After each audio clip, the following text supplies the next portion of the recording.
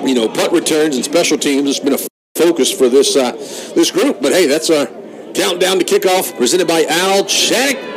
There's a kick. It will be taken by Jaheim Shack at the 5-yard line. Runs it across the 20, cuts it up at the numbers 30. Tackled right at the 35-yard line.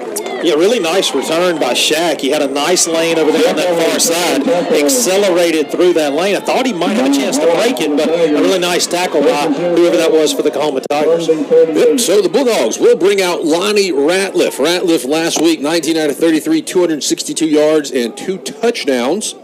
He's fourth in the country, right at 299 passing yards per game. He's got Joe Moss lined up to his left. They hand off to Joe Moss, who spins away from a tackler and is slung forward across the 35 or 45-yard line. Yeah, nice job by that offensive front on that inside zone play of really getting a push heading to the right on that defensive line. Bulldogs want to go quickly. Another handoff. Sweeping it to the near side is Moss. He's hit, and he'll cut it up. Here comes a flag. Well, they got a first down if the flag doesn't negate it. Yeah, I think that's going to be a holding against the Bulldogs.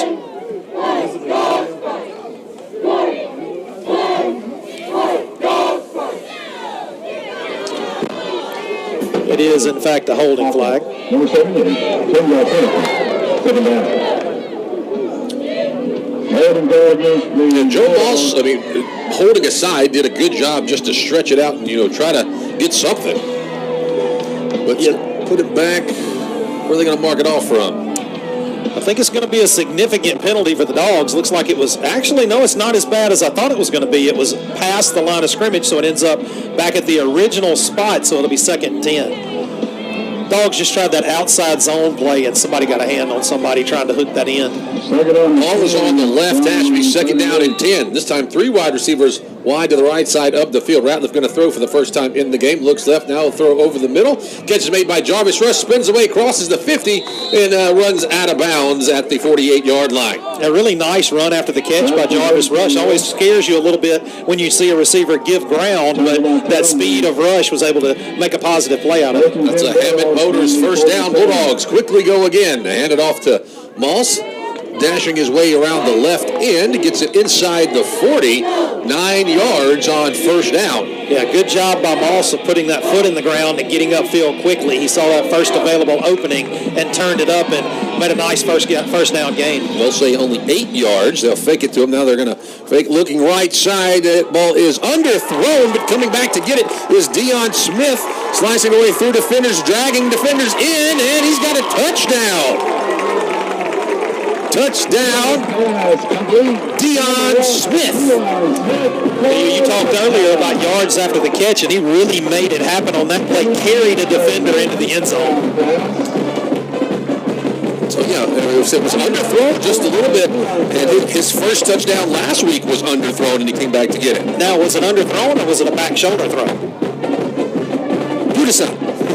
Ballard's kick will be up and good. Bulldogs take a 7-0 lead with 13:42 to go here in the first quarter. You're listening to the Holmes Football Radio Network. From the classroom to the athletic playing field, Holmes Community College provides a world of opportunities. A first-class education, affordable tuition, and accessible locations make Holmes your best choice to further your higher education. Holmes Community College is consistently recognized as one of the best community colleges in the state of Mississippi. Let Holmes Community College fill your needs by providing classes for academic transfer, learning a new trade, or improving your skills through a workforce development department. For more information, log on to the school's website at holmescc.edu or calling 1-800-HOLMES-4. Providing the highest standards for their communities and the families they serve is the mission of Culpeper Funeral Home. With compassion and care, the staff at Culpeper Funeral Home will walk you through future funeral planning and the unexpected loss of a loved one. Culpeper Funeral Home, serving Kosciuszko and Canton. Boswell Media Sports. Bulldogs strike first to Deion Smith on a catch from Lonnie Ratliff. There's a pooch kick. It's going to be recovered by the Bulldogs at the 42-yard line. Tony Taylor on that recovery for the Bulldogs, and not intentionally an onside kick, just a very poor job of fielding the ball by the return unit for COAHOMA. Yeah, you heard Coach Wood talk about it in the pregame. They had a lot of respect for their return team. They returned to kick last week. They also returned to punt, but it was called back. So they have some specialists. You saw coaches not really wanting to test that. But hey, it works out. Well, what you saw is an up back that was very timid. He called for the fair catch, but then didn't make a move forward on the ball and just let the ball drop. Bulldogs can string back-to-back scores if they can get this one into the end zone. They'll put it down right at the 39-yard line. 13:38 to go. Bulldogs 7-0 over COAHOMA.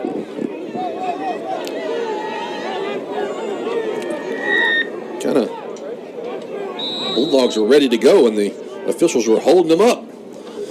Ratliff looks left, throws left. Dion Smith goes up, catches it inside the 10 at the 9-yard line. Yeah, I don't know about you, Greg, but I keep throwing the ball in Dion Smith's direction if I'm the Bulldogs. 30-yard pickup and a Hammond Motor first down. Actually, they get him to the 6, so it's a 33-yard pickup and a Hammond Motor first down. Yeah, that was that catch radius I was telling you about earlier.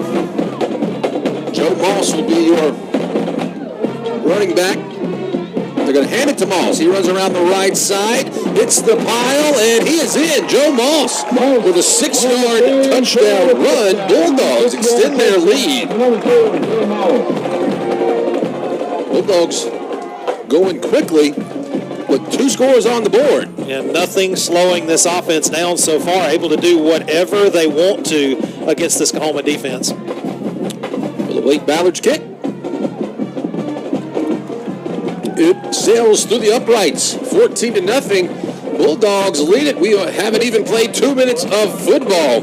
We're back in 60 seconds here on the Holmes Football Radio Network. Hi, this is Stephen Franks from Frank Chevrolet GMC here in Kosciuszko. You've heard of high interest rate? Not at Frank Chevrolet. We have rates as low as 0% for up to 36 months and 3.9 for up to 72 on all 22, 23 light-duty Silverados. Frank Chevrolet GMC has the largest inventory we've had in a long time. Come shop us on Highway 35 North and make your driving dreams come true. Call us 662-289-4611 or always the web is open at frankchevy.com. Frank Chevrolet GMC, Highway 35 North in Kosciuszko. Chevrolet, find new roads.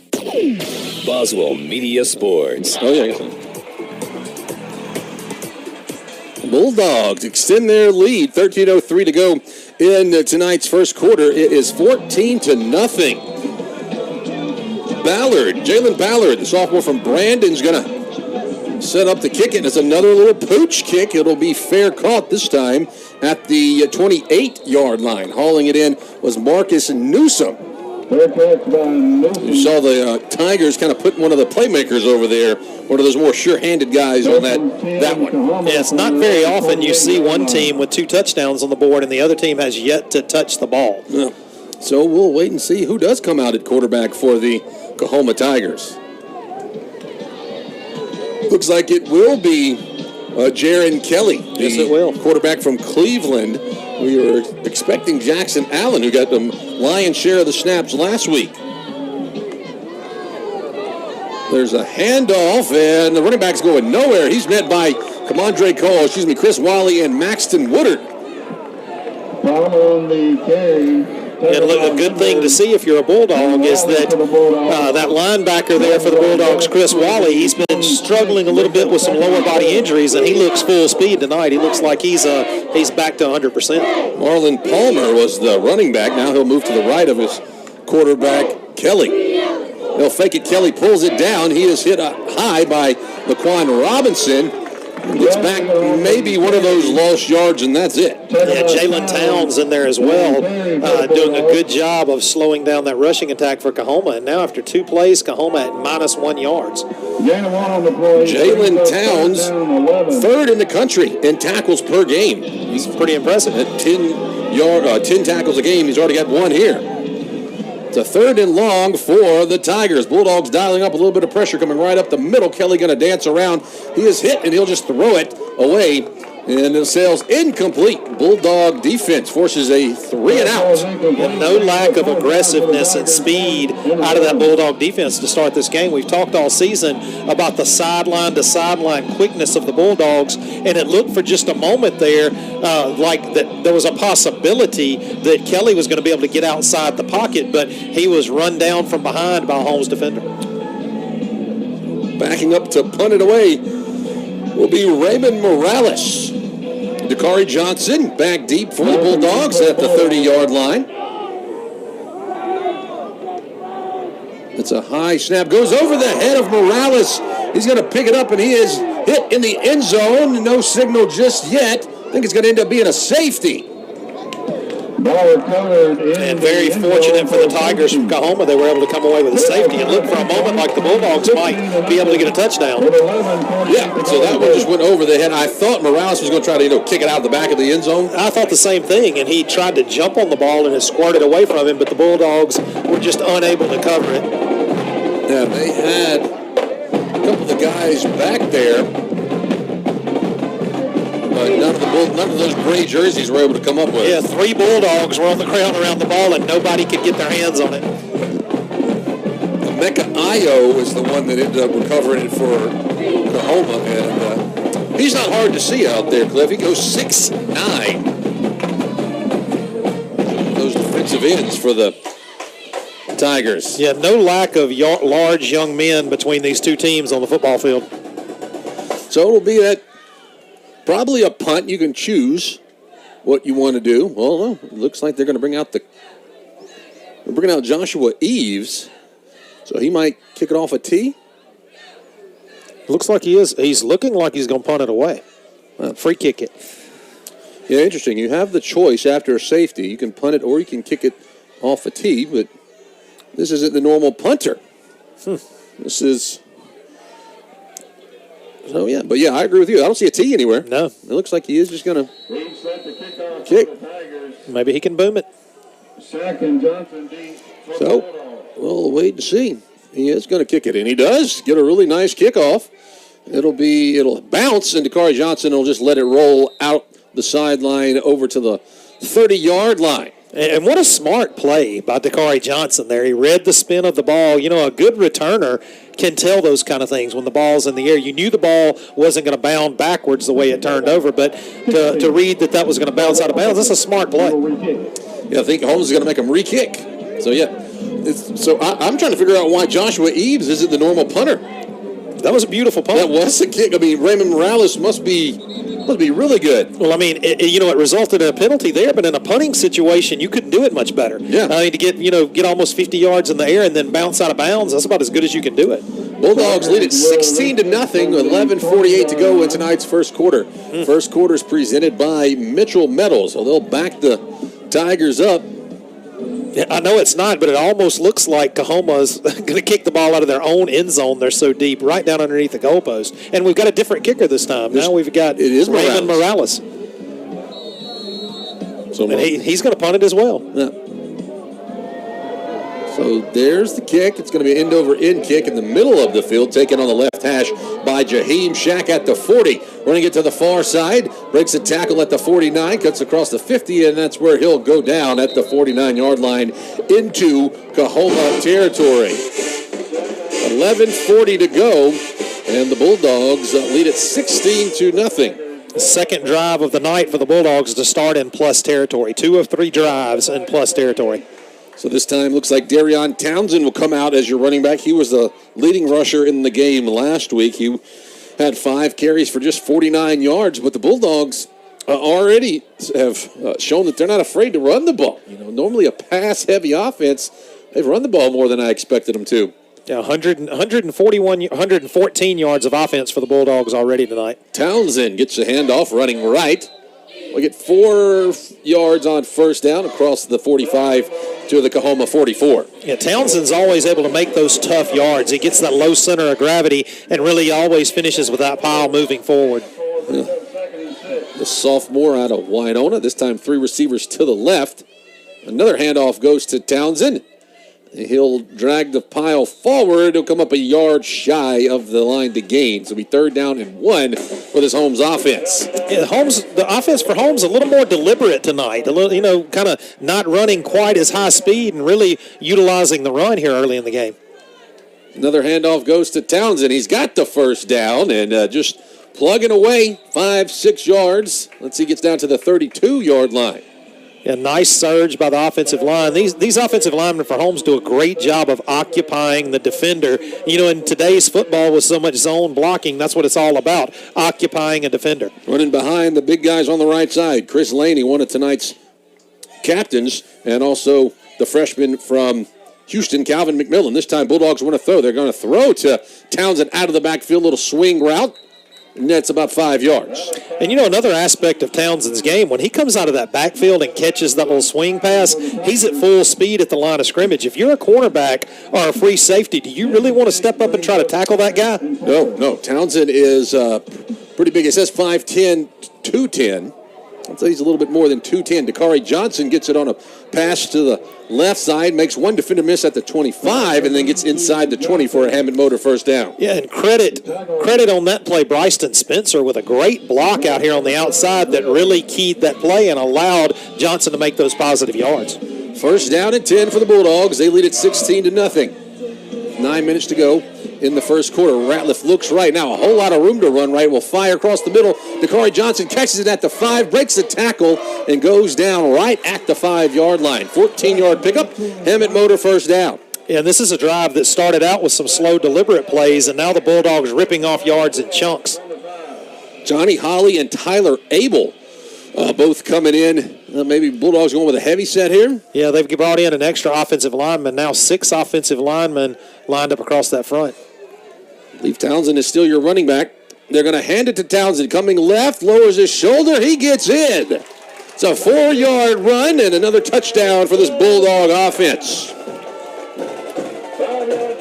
Yeah, the Bulldogs are hitting on all cylinders early in the 1st quarter here tonight. Hard to believe there's only 6 minutes of football played. 22-0. So wait the kick from Ballard.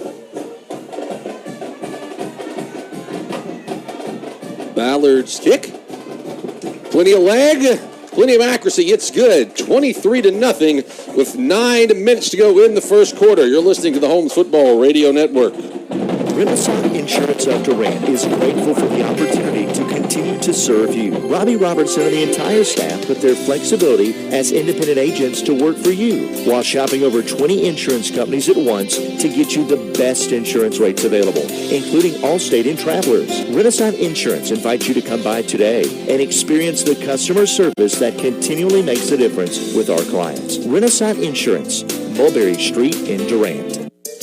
Howell & Hagee has been serving our area since 1926. We pride ourselves in friendly and efficient service for your prescription needs. Download our app for easy refills. We also have everything you need for that perfect gift: home decor, clothing, jewelry, and all of your favorite brands. Tag, Mud Pie, Sweet Grace, Musey, Roommate, Jane Marie, Mississippi Cheese Straws, and Sizemore Sauce. Don't forget to follow us on social media. That's Howell & Hagee in Durant, a drugstore, and so much more. Go Dogs! Boswell Media Sports. The Bulldogs extend their lead on a 4-yard touchdown run by Darion Townsend. Jalen Ballard's pooch kick once again is pulled in right around the 31-yard line. And nearly trouble again for the Tigers. That ball hit the ground as well. That ball was dropped after the fair catch was called for, and luckily for the Tigers, they were able to get back on top of it. Last time the Bulldog defense was on the field, they forced a 3-and-out. Let's see if they can do the same. It is Jaron Kelly, the quarterback from Cleveland, Mississippi. Remember this game last year? Went into overtime. Over in the Delta. It was homecoming. It was a Saturday game. Bulldogs end up getting the overtime win. 3 receivers line up to the right. It's going to be a quarterback keeper all the way. Kelly runs it left, then runs right. He'll get about 7 yards. He slides down. Yeah, Kelly didn't have any interest in any contact there, so he went in and took the slide and actually loses probably about a yard or two from what he could have potentially gained. Christavius Savior is the closest one there. Will be credited with the tackle. 3 receivers bunch wide to the right for the Tigers. It's going to be Harris, Willis, and Latham. 2nd down, 4 yards to go. Kelly's going to be flush from the pocket, looks left. He's hit hard as he throws, and a one-handed grab at the 39-yard line. Great catch by Marquise Willis. Yeah, Kelly really paid for it. He's a little gimpy getting up back there. He got hammered in the backfield, but yeah, credit there. That was a great catch, one-handed catch. We've seen a couple of great catches already here tonight. Ball goes down to Bulldog territory at the 36-yard line. Ticking clock at 8 minutes. It's a high snap. He'll get the snap down and give it to his running back, Palmer, who gets maybe half a yard. Jalen Towns on the tackle for the Bulldogs. The Holmes defensive front really shutting the run game down for the Tigers so far in the game. 2nd down, 10 yards to go. Ball at the 36. Now Kelly will look to his right to get a new play. 2 wide receivers are on the right side of the formation. It's Marquise Willis lined up outside the numbers to the left. Now still some confusion going on. Kelly looks like he's got it sorted out now. We'll call the play with 10 on the play clock. He wants to throw. He's going to be pursued, running out, rolling to his right, and he's just going to have to fire it down the field. That is going to be tipped and intercepted. Intercepted by the Bulldogs. Coming back to the 22-yard line. Great defensive play. That's going to be Latarius Haynes, the nickelback. Yeah, great job of tip drill down there by the Bulldog defensive backfield. That ball was bounced up in the air, took a pretty good bound, and just a good job by the defensive backs for Holmes of communicating and coming away with the interception. Well, essentially works like a punt, but it was only 2nd down. But the ball will be placed at the 24-yard line. Bulldogs get a turnover. 23-0.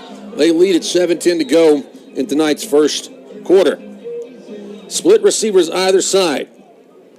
Ratliff going to throw out of the backfield, catches it, Darion Townsend, and a shoestring tackle after he only got about 1 to 2 yards. Yeah, but once again, Darion Townsend with deceptive speed. He's able to take a play that looked like it might have been a tackle for loss and turn it into a positive gain on 1st down. Jadarian Webb from Greenville is the tackle for the Tigers. They look right now, throw left, coming back to Bryston Spencer, who will get maybe a yard, and that's it. It looked like Spencer,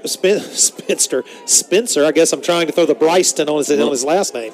Spencer looked like he just lost his footing. Looked like the turf monster might have got him there. Hey, Spencer picked up a couple of offers this week. We'll tell you about it after this play. Throwing to Townsend out of the backfield, left side, upended at the 29-yard line. It's going to bring up 4th down, and the Bulldogs will be forced to punt. But Spencer brought in offers from Central Michigan and Mississippi College. Oh, nice. A lot of offers floating around on this Bulldog squad. Yeah. Let's see. Deion Smith picked up a couple, one from Southern Miss, one from Coastal Carolina. Ryan Wood be back to punt for the Bulldogs at his own 18-yard line.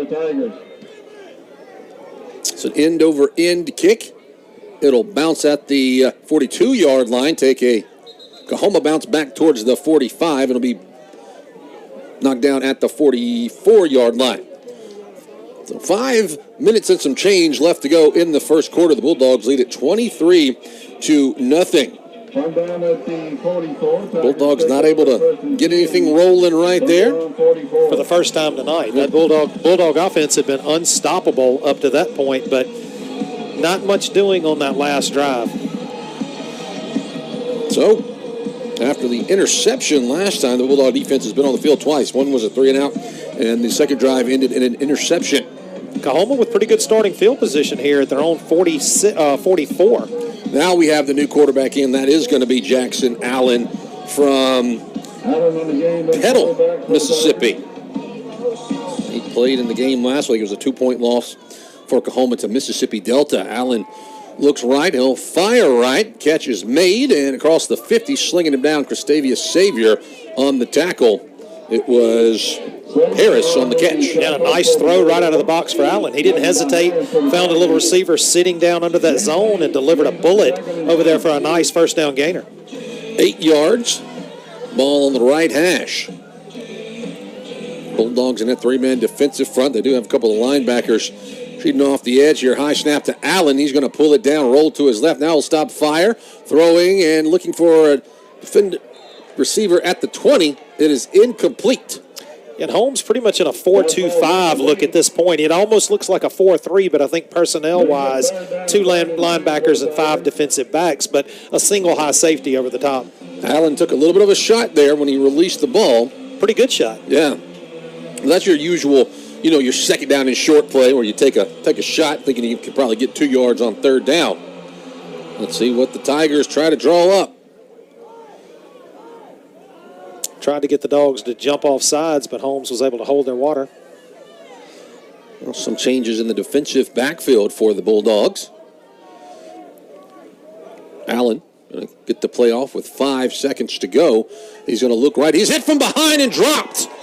Great play by the Holmes defense. Hey, who was that? That's Latarius Haynes, who had the interception on the last drive. And just to give you an idea about the kind of contact you had right there, Jackson Allen got hit so hard it knocked his mouthpiece out of his mouth.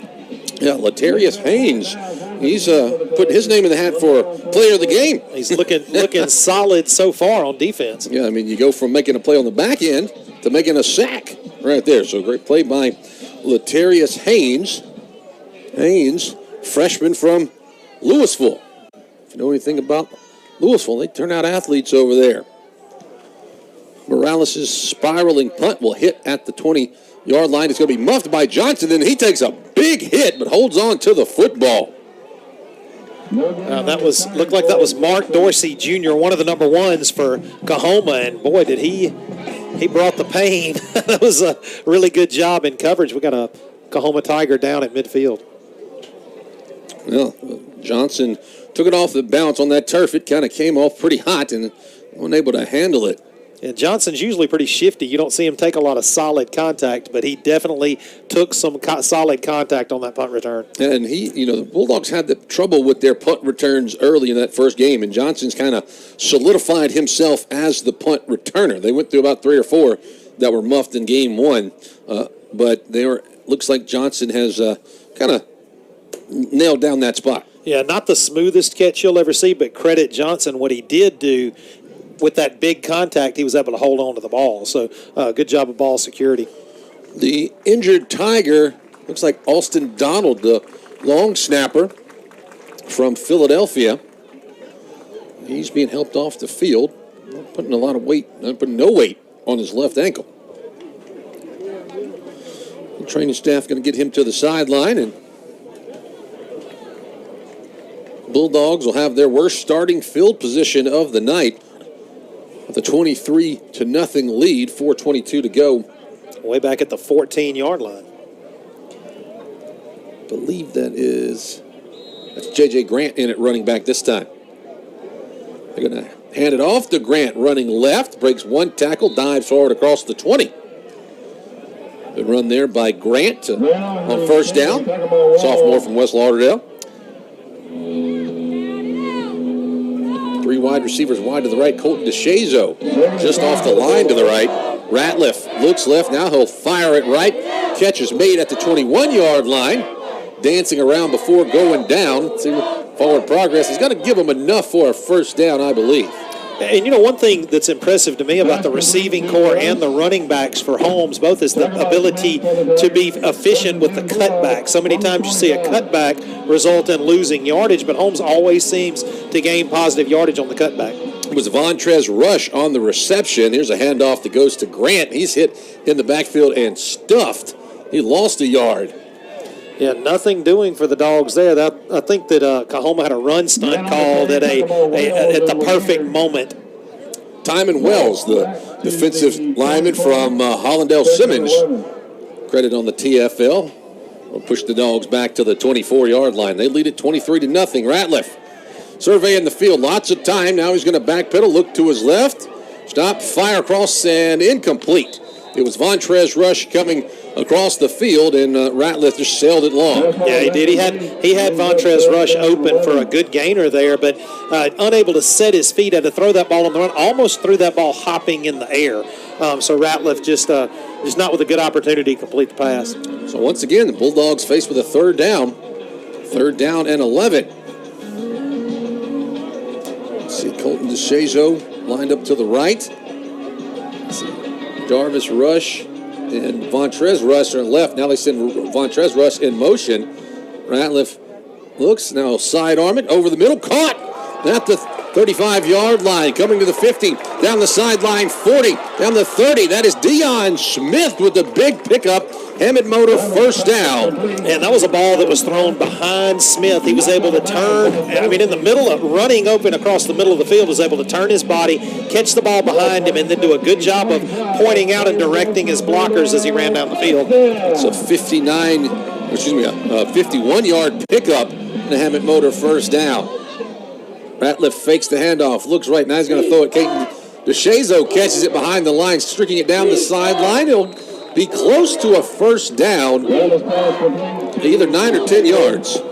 Yeah, I think DeShazo is going to be about a yard short. He was the little hot route, the little outlet receiver on the backside. That ball was meant to go downfield, but Coahoma had everything covered up. But a good job by DeShazo of almost converting the first down.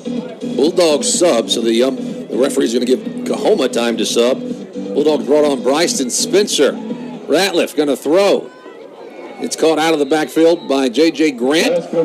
4 yards and a Hammond Motor first down. Run out of bounds on the far sideline. And boy, big. I'm not sure which one of our tackles that was. I thought it was Markel Bell at first, but it was not. But one of the defensive linemen for Holmes absolutely manhandled Emeka Ilo over there. And he lost his helmet. Yeah, he did. So he's going to have to take a break. That's a tall young man. He really stands above everybody on the sidelines. 6'9". Wow. He's impressive. There's a pass to DeShazo around the right end, trying to get a block. He'll get 8 yards and pushed out of bounds around the 5-yard line. Depends on where they spot it. And how impressive was that throw by Ratliff? Just lowered down to a kind of a sidearm motion and made a great throw to DeShazo. Second down and 2 from the 3-yard line. Handoff goes to Grant, follows his blocks, and strolls into the end zone for a touchdown. J.J. Grant helps extend the Bulldog lead 29-0 with 1:08 to go in the first quarter. Yeah, everything so far going the way of the Bulldogs. When's the last time you saw the Bulldogs with 3 rushing touchdowns? And the ground game has been great tonight as well. Just a great surge across that offensive line, and a good job by those running backs of finding the gaps, finding the openings, and exploiting that Tiger defense. All 3 running backs have scored a touchdown. Wow, so far. It's impressive for the Bulldogs. It'll be Joe Moss, Darion Townsend, and J.J. Grant. We're waiting on Ballard's kick. It's through the uprights, good. 30-0, Bulldogs with 1:08 to go. We're back in 60 seconds here on the Holmes Football Radio Network. This is Ryder Davis, Farm Bureau Insurance. Life is all about priorities. I'd be willing to bet that at the top of your priority list is your family. At Farm Bureau, we're all about helping you protect what matters the most. The best way that you can protect your family is by having a personal life insurance policy. If you haven't taken the time to do that, or if you're not sure that you have enough coverage to protect them, then come see me, Ryder Davis, at Farm Bureau Insurance on the north side of the square in Kosciuszko. Central Mississippi Countertops in Kosciuszko knows the importance of toughness, durability, and looking solid under pressure. From the kitchen to the bathroom, you want something that looks incredible, is tough enough to handle the pressure of your high-traffic areas, and like an offensive or defensive line, is always solid under pressure. Granite, quartz, marble, cabinets, and tile, you'll find it all at Central Mississippi Countertops. Call them today, 662-289-4195. Boswell Media Sports. Bulldogs cap a 76-yard drive with a 4-yard run from J.J. Grant. And they lead it 30-0 with over a minute to play in the first quarter. The Ballard's kick dropped at the 25-yard line and slung back down at the 23 was the return man. Now there's a little jawing going on. It was Marquise Willis. It was Zy Perry in there on the tackle for the Bulldogs. Just a great job in kick coverage. That's the third kickoff already that's been put on the ground by Coahoma in one way or another. last time this Bulldog offense was on the field, they forced a punt after a big sack by Latarius Haynes. Let's see, it is going to be Jackson Allen coming out to run the offense for COAHOMA.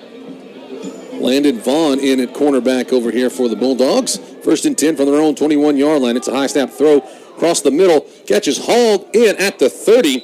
Tarek Latham, 9-yard pickup. Yeah, and credit Latham. He took a lot of contact and was able to hold on to that ball. 2 Bulldogs converged on him immediately and made really good contact, but good job by Latham of converting the catch for the Tigers. 2nd down and a yard. Clock under a minute to play, first quarter. Allen claps for the snap. He'll step up, roll to his left. He's hit over the middle, off his hands, incomplete. He wanted Marquise Willis, and then it was almost pulled in by Laquan Robinson on the tip. Yeah, Robinson he got hands on that ball. He was a little frustrated with himself. He had a chance to come away with that pick, but another good play by the Bulldog defensive backfield. 3rd down and 1 for COAHOMA. They're going to bring in a tight end. It looks like Mikkel Avery. And check in and line up at that tight end on the left side. Maybe getting a little extra blocker because the Bulldogs have been all over quarterbacks tonight. So it is 3rd down and 1 from their own 30. It's going to be a run all the way. Allen's hit, and he goes straight to the turf. Credit, just pick somebody. Yeah, Kendorian Russell is who actually wrapped him up at the end. But a lot of new faces out there for the Bulldog defense. Not a whole lot of starters left on the field, and those guys that are out there now are not letting up a bit. They're just wreaking havoc against the Tiger offense. Yeah, Zy Perry was also out there for the Bulldogs. Another punting situation here, as that'll end the first quarter. Bulldogs lead it 30-0. We'll be back in 60 seconds here on the Holmes Football Radio Network. Feed, seed, clothing, decor, the everything you need store. Atala County Co-op. Atala County Co-op. The Atala County Co-op Locals Traders Day is the last Saturday of the month. Local produce, livestock, and goods. Contact the Atala County Co-op to reserve your spot. Feed, seed, clothing, decor, the everything you need store. Atala County Co-op. Atala County Co-op. Mitchell Metal Products has firmly been established as a familiar name in a constantly changing building industry. A family-owned manufacturer of HVAC sheet metal products, Mitchell Metal provides the customer with the best quality single-wall items, Type B vent products, and custom items on the market. Mitchell Metal proudly supports the Holmes Community College Bulldogs and wishes them the best of luck this football season. Mitchell Metal Products, a privately held and family-owned manufacturer since 1924 in Kosciuszko. Boswell Media Sports. Second quarters for Holmes football brought to you by Frank Shaw Law Firm. And after the first 15 minutes of play, it was all Bulldogs. They lead it 30-0 as we swap ends of the field. It'll be 4th down and 5, and the Tigers are going to punt it away. Feed to Kari Johnson back deep. Raymond Morales, the punter for the Tigers. It's going to be another high snap, and we got whistles and stoppages. Yeah, this may be, I don't want to speculate. This could be an offsides or it could be an illegal formation. Looks like it's going to be offsides against the Bulldogs. And I don't think it's going to be enough for a first. That is a long 5 yards. So we'll see if the 5 yards gives them enough for a first down. I don't know. It's going to be very close. Yeah, extremely close. So we'll see. But yeah, all points indicate it's going to be on Holmes. And it was. Defense, number 23, 5-yard penalty. Result, first down. Yep. Give them a first down. Yeah, somebody was coming off that edge quick. It was another bad snap. Morales was in trouble had that penalty flag not been dropped. Well, the Bulldog defense does its job, and then special teams with a little hiccup puts the defense right back out onto the field. I got a feeling some of those fresh faces on defense are probably pretty glad to be back out there again. Oh, yeah, no. Some of these guys, I see this Landon Vaughn out there. You got Zy Perry. We'll give you as many names as we can. Yeah, you also got Kendorian Russell. Octavius Purnell, the one they call Buck. Had the big pick 6 in the game here 2 weeks ago against East Central. First down and 10 from the 31. Jackson Island throws, left side catch made, spinning across to the 40-yard line.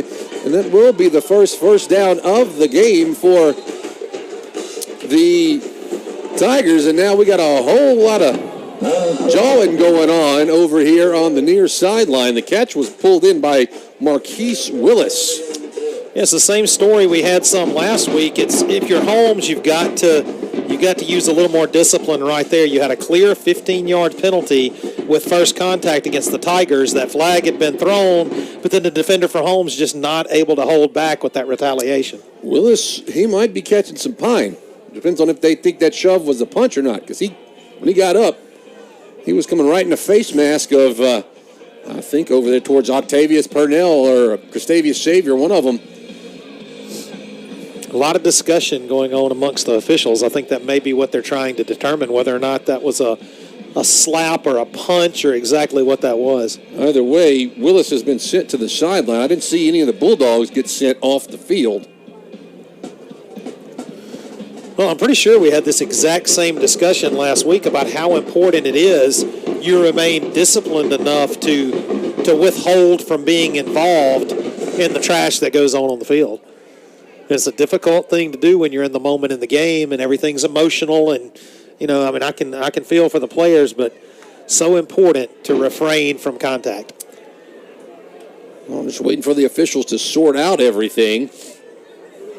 Everything's going to be after the play, so whatever's going to happen is going to be assessed as a dead ball foul. It was a first down. Willis got about 11 yards. Yeah, I think it's, I'm sure the penalties will offset. The discussion is about whether or not there will be ejection or ejections due to possible, maybe being a punch being thrown.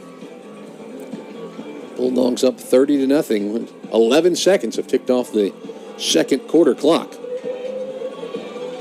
Still a long discussion going on with how many guys? 7 officials down there discussing the situation.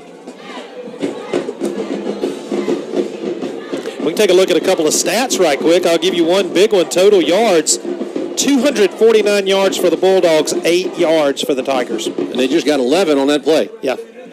Not been a good night offensively for the Tigers, and has been a stellar night for the Bulldogs defensively and offensively as well.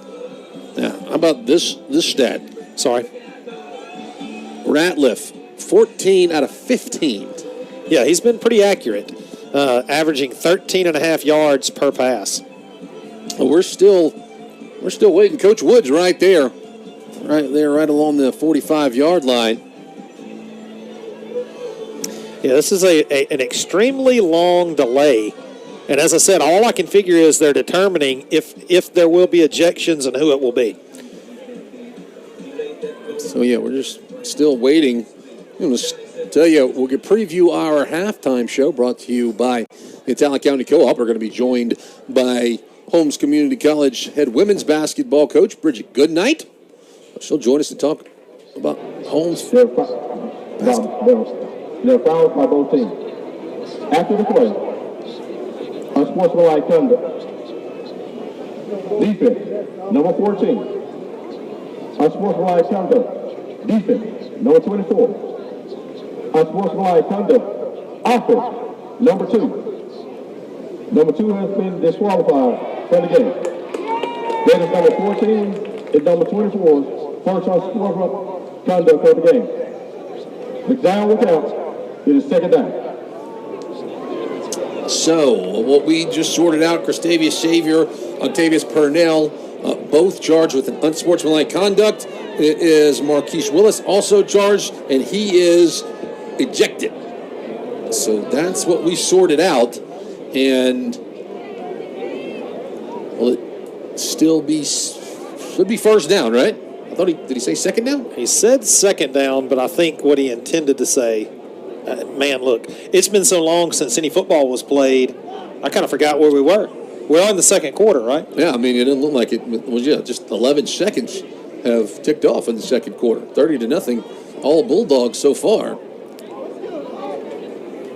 So we'll Now the official going to walk over and talk to Terrence Metcalf, the head coach of the COAHOMA Tigers, as we get some Mississippi Queen to be played here at the ballpark, at the football field. And it is going to be, second down. No, first down. It should be first down. First down. Everything was after the play. That's right. And both teams back ready to play football, but we've got to have an explanation for the visiting coach. I don't know what he's maybe thinking, since there was 2 flags on Holmes, that only 2 flags offset and COAHOMA should get 15 yards. Is that what he's maybe arguing over there? Maybe so. Maybe. I mean, not quite, obviously, don't know what's going on that far sideline, but what we have determined, it looks like it's going to be 1st and 10 for COAHOMA from their own 46-yard line. If you're just now tuning in on one of our affiliates or on the video stream at HOLMESCCmedia.com, it was just an 11-yard pass from Jackson Allen to Marquise Willis, and then when Willis got up from being tackled, he threw a right hook into the face mask of, I believe it was Christavius Savior, and after that, Savior pushed back, and Octavius Purnell comes up to kind of have his buddies back, and flags were thrown on all 3 players for unsportsmanlike conduct, and Marquise Willis, his night is over. He was ejected because of that. So we'll have to see who they run in, as he was, we only had 4 receivers on our depth chart, so we'll have to keep looking at the list there. They do have, let's see, Livingston Cody can come in as a tight end. Correction on the down. The results of the play was a first down for COAHOMA. So it is first down, not second down. Okay, yeah, so we were right. It was first down. So, yeah, it was right at the, right around enough yardage to go. So an easy mistake to make, thinking it might have been 2nd down and 1. But anyway, I think we're back ready for play. Jackson Allen with his running back, Marlon Palmer, to his left. He's going to look for Palmer and throws it way in front of it, or behind him, however you want to call it. Brings up 2nd and 10. I was going to say an injured Tiger, but he gets on up as one of those big offensive linemen. Just a little slow to get up. Yeah, there was a nice flow to the game prior to that penalty, but it's kind of stagnated everything now. Feels like we've kind of gotten out of sorts. 2x2 receivers. They do bring in Livingston Coatney as that receiver to replace Willis. He's in the slot here on the near side. Jackson Allen getting a new play from his offensive coordinator. Looks to the right. Bulldogs with that three-man look, bringing some pressure. Allen throws quickly. Catch is made right across the 48-yard line down to the 45-yard line. Des McWilliams on the tackle for the Bulldogs, but what a nice catch. I didn't get the receiver's number, but a great catch. Destin Wheeler. Yeah, great catch. Really tight coverage by McWilliams. Should be 3rd down, about 2 yards to go. Allen's having to get it out of there quickly because the Bulldogs are coming with some pressure. Allen going to throw long, right side, sells it long over his intended target. Streaking down the field was Tarek Latham. And Allen's got an arm, man. He can really put something on that football, but just didn't put enough air into that one. If he puts a little more air, you got a chance to make a long catch there.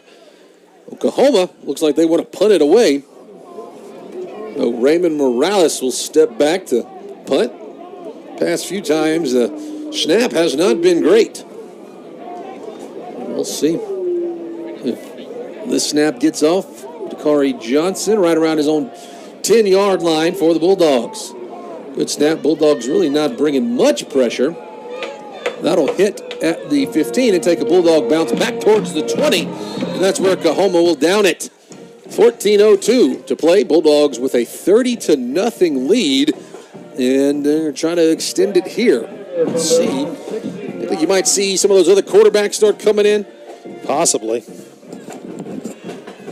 So far, it looks like this is going to be still Ratliff here. So far tonight, Ratliff with 203 yards passing and just the 1 touchdown. The rest of the touchdowns have come on the ground. This Bulldog offense. Ratliff will throw. Catch made by Dakari Johnson at the 20. Spins forward, 10 yards, and a Hammett motor first down. Yeah, just so much quickness in this wide receiving core for Holmes. They're all so effective after the catch, just quick footwork. There's a handoff, goes to J.J. Grant running left. He gets across the 35 to the 36-yard line. Grant on the carry. It's about a 9-yard pickup. Bulldogs once again going quickly, have a second down and short. Lonnie Ratliff, there comes a flag. He's going to stop and he'll just throw it away. Yeah, the flag, I don't know, that's in a tough area. It's close enough to the line of scrimmage. It could possibly be holding. It could be defensive holding. Yeah, I mean, it was thrown right when the ball was snapped. Well, we'll just... I see the Holmes. Some Holmes players are pointing toward COAHOMA. Wow. Number 13, 15-yard penalty. Automatic first down. Going to be a face mask against Nicholas Townsend, so it must have been out of the defensive backs. It must have been immediately on the snap of the ball. That initial jam off the ball must have got up in the face mask. Face mask against the Tigers. That's going to put the ball across the 50 at the 49-yard line. Bulldogs with a 30-0 lead. We still got over 13 minutes to go until halftime. Lonnie Ratliff going to send Jaheim Shack in motion, right to left. Pump fakes it to Shack. Now Ratliff running, and he's going to step up, and breaks a tackle, gets out across the 50 and slides down. Well, he was tackled about 4 times. He looked like a magician in the backfield back there. I thought for sure he was sacked, as you said, 3 to 4 times, but able to come away at only 2 yards. But wow, 2 yards versus a sack. Yeah, I kind of lost it. He's Ratliff not very tall, about 6 feet, maybe closer to 5'11", and he got behind some of those big defensive linemen, and I couldn't see him. I thought he was going down. Second down and 8. Ratliff looks to throw. Now he's dashing around, running, and a flag will come in. Looks like he threw the ball. They're going to call it incomplete. On the field. I'm not sure if he threw it or if it got knocked out of his hand, but the ball came loose. I don't think it's going to matter much because I believe it's going to be a hold. Yeah, I do. I think it's going to be a hold on one of the offensive linemen for Holmes. Yeah, Holmes looked a little sloppy this drive so far in the last play or two. Awesome. Number 69, 10-yard penalty. Second down. Yep, going to be holding against the Bulldogs. So, back it up.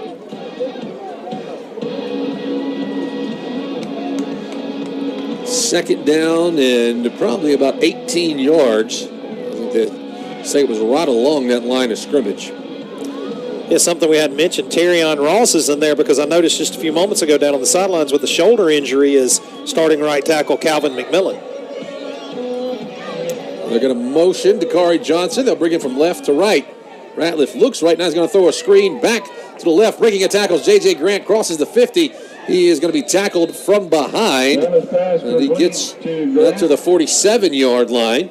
Makes it a little bit more manageable on third down. Jadarian Webb, man, he came out of nowhere to tackle Grant. He did, but Grant, credit Grant once again. Just another nice job with the yards after the catch on that screen pass. He should have been tackled 2 or 3 times as well before he was tackled. They'll empty the backfield here on this third down. They bring Grant, line him up between 2 receivers just off the hash marks. Ratliff surveying the field, looking over the middle. Catch is hauled in at the 25-yard line, getting down to the 22. Is Bryson Spencer. Boy, if you give Ratliff time, it's there. If you just give him time to set his feet, throw that ball down the field, he is extremely consistent from the quarterback position. It's a 30-yard pickup. And Connor Foy had to come out of play, lost his helmet, so you've got Reed Grantham, the backup center, in for this play. Ratliff looks left, throws over the middle, catch, off the hands of Jaheim Shack. Also tipped by one of those defensive backs. That would be Mark Dorsey. Yeah, good job by Reed Grantham. Run off the sidelines. The toughest position to fill in for is the center in the shotgun formation. And Grantham went out there and did his job. Now Connor Foy, after his one play off for losing his helmet's back in there for the Dogs. Connor Foy, the redshirt freshman from Pearl, former Pearl Pirate.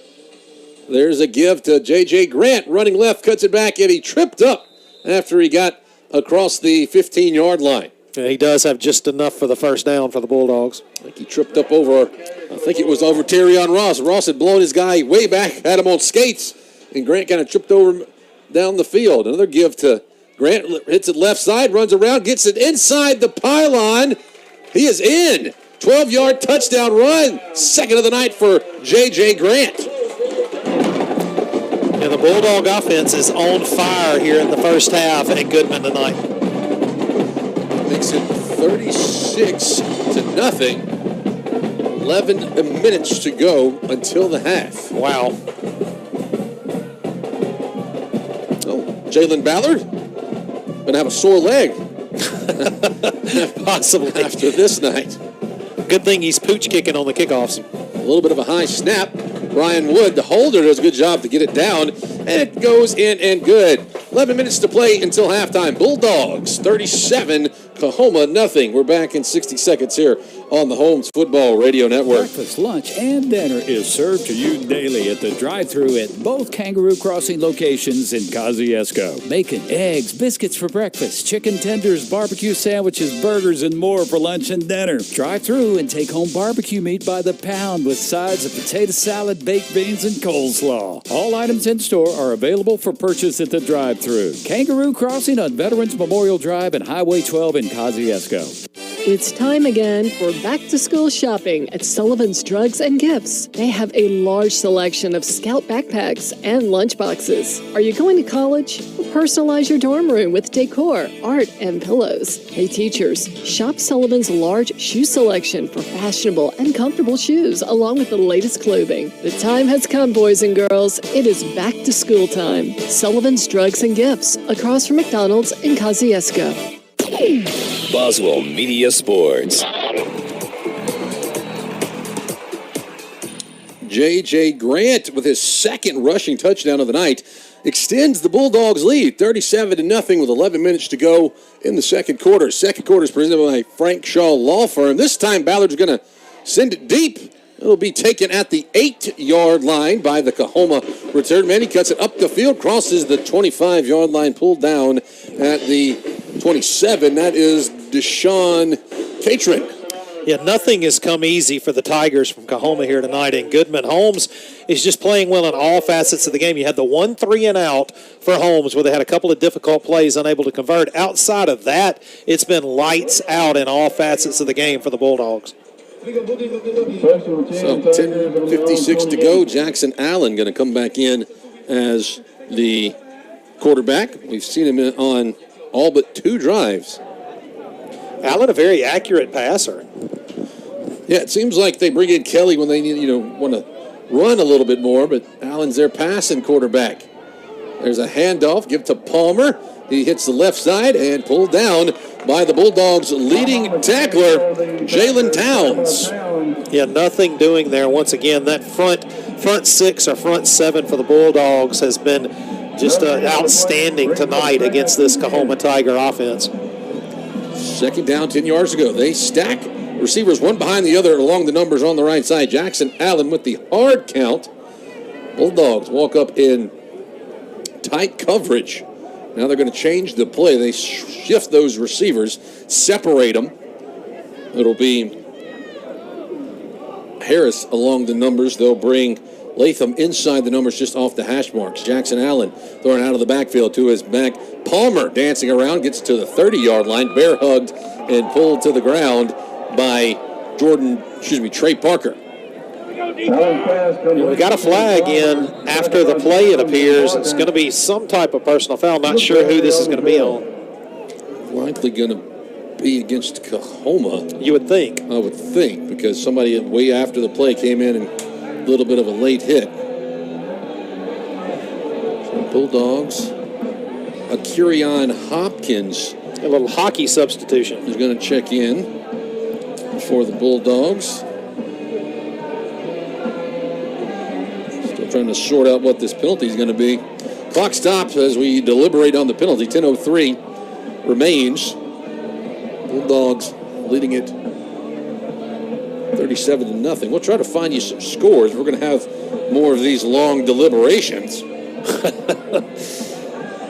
Looks like we'll see what the head official says now. And here over Ozzy Osbourne. After the play, personal foul, late hit out of bounds. Offense, number 55. Just 15-yard penalty. We report from the end of the run. The down count, third down. So we'll be third down. It is a late hit out of bounds. So back it up to around the 19-yard line.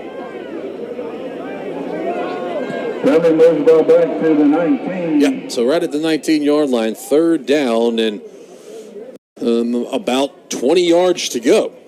Third down and 19 from the Tigers. Officially say third and 19. Action Allen going to bring a man right to left, line him up just off the left side of the line.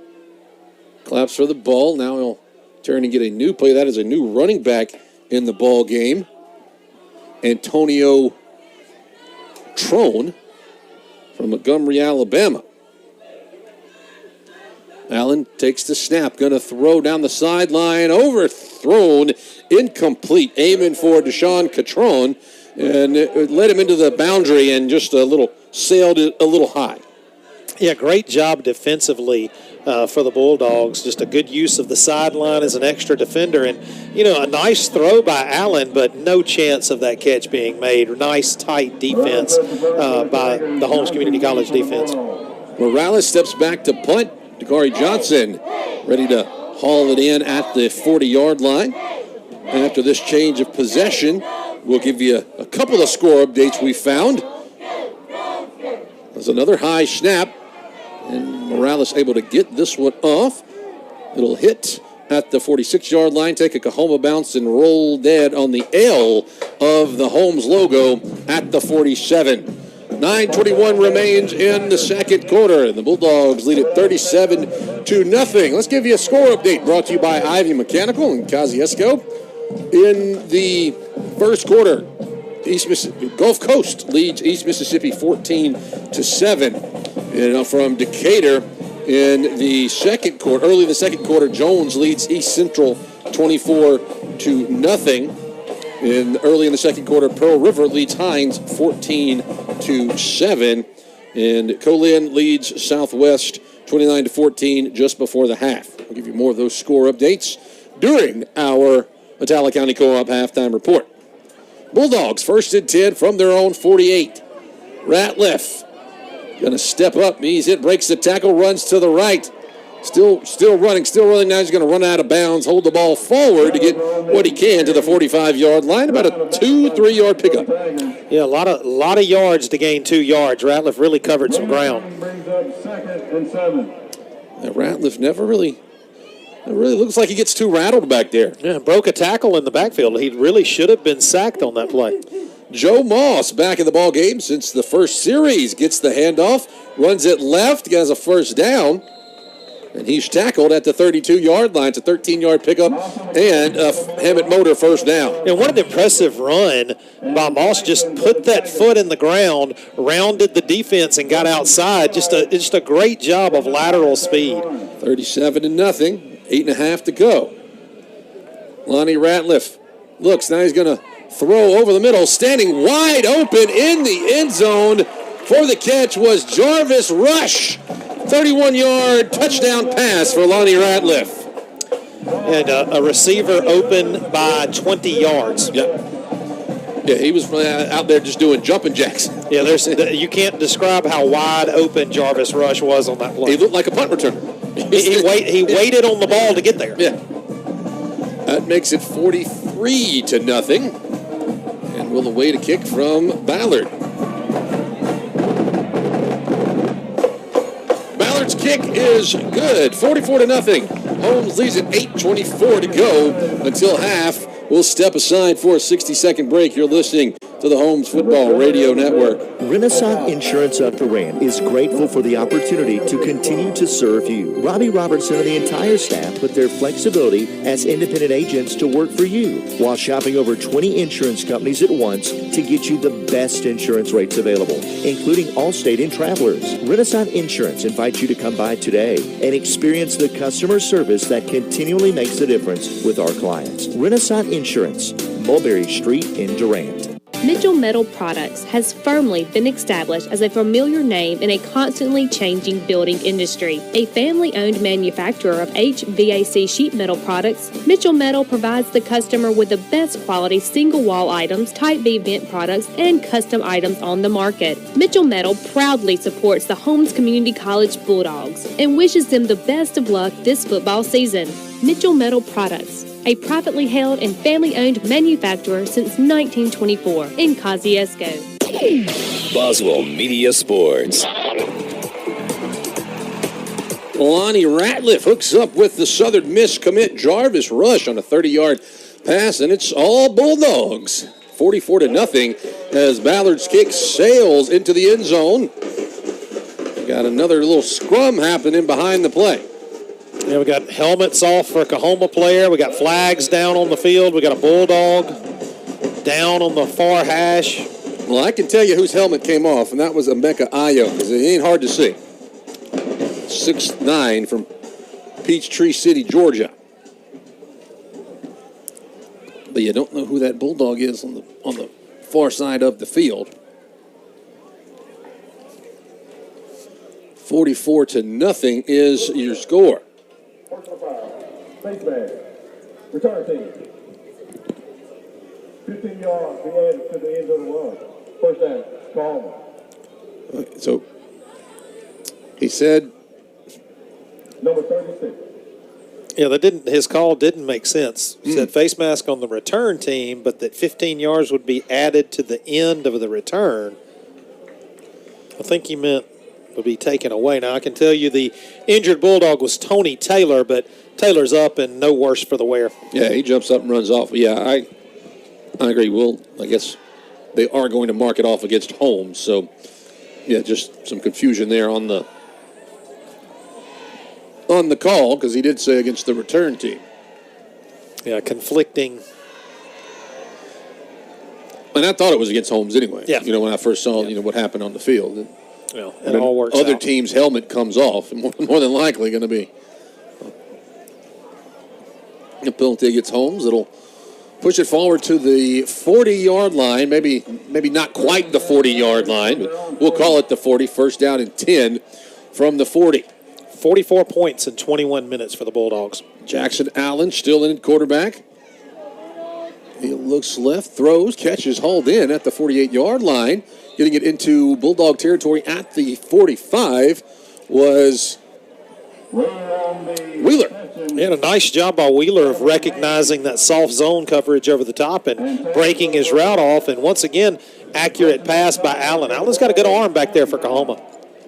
Two receivers to the right, ball on the left hash.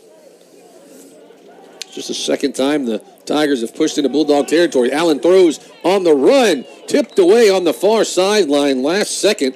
Great defensive play. I think that's Haynes. It was Haynes, Latarius Haynes. Yeah, closing speed was great by Haynes. He was several yards away when that ball was in the air and just accelerated through. Good handwork. Really good job of locating the ball and knocking the ball away. Second down and 10 for COAHOMA. This time they'll put trip receivers to the right. Allen will bring Marlon Palmer, his running back, to his right. They're standing right on the bottom of that H logo at midfield. Bulldogs bringing pressure. High snap. Allen is going to fall down.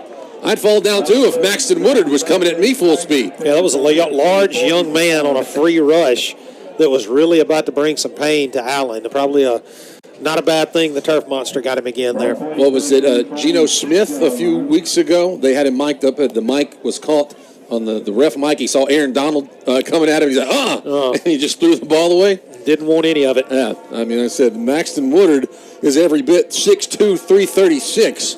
And, Allen just was backpedaling, and the turf caught him. But, yeah, Didn't look like it was going to net very much anyway. It's a loss of 9 yards. Third down, 19. Throw, miscommunication. Yeah, once again, same situation I spoke of earlier for Allen. He's got a good, strong arm, does a good job of throwing pretty accurately, but he's got to understand right there, he threw that ball much too flat. If he puts air on that, it's just a skinny post up the seam. He had the receiver open over the top of the defense, but just didn't give his receiver a chance because he threw the ball too hard and too flat. Yeah, I wasn't quite sure if he was going for the post or if he thought that one of his receiver, Wheeler, might have been doing a go route, but just whatever it was, not able to hook up. It's another punting situation for the Tigers. Dakari Johnson set to receive this one. This time gets a good snap back. Close to being blocked by the Bulldogs. Johnson will just let it roll out of bounds at the 22-yard line. Let's see. I think that was that Lance Carson that close to getting a hand on it.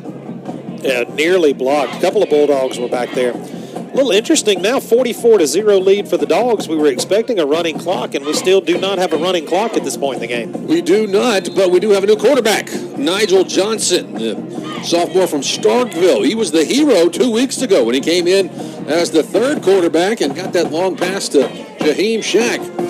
He'll give the ball off to his running back, running right up the middle of the field, just high stepping to the 40-yard line. That is J.J. Grant. Nope. Just Joe Moss. Moss just had such a burst. He stepped through that line of scrimmage in one step. He was full speed. 18 yards and a Hammett Motors first down. Johnson going to throw to Moss. He catches it and taking off his feet right when he catches it at the 42-yard line. Good defensive play by Brandon Hall. These Bulldogs still wasting no time. Right back to the line of scrimmage. Next play. It's a 4-yard pickup. Be second down and 6. Handoff goes to Moss, running left. He'll eke his way forward close to the 50. Pulled down at the 49. No, they'll say back it up a little bit to the 48. Third down and 2. Yeah, he didn't get a real favorable spot there. I guess his knee must have popped down a little earlier than we thought, but still very manageable third down for the Bulldogs. Nigel Johnson leading this Bulldog offense. He's going to look right. He'll throw. Moss catches it at the 50, crosses the 50 down to the 46-yard line into COAHOMA territory. A Hammett Motors first down. He had a good job of field awareness by Joe Moss. He could have kept that ball coming to the sideline, but he realized how close he was to the first down, planted his foot, and got upfield. Johnson, a little out route. Catch is hauled in by Jaheim Shack, who puts a hand on the turf. Dives forward for a couple of extra yards. It's a 9-yard pickup.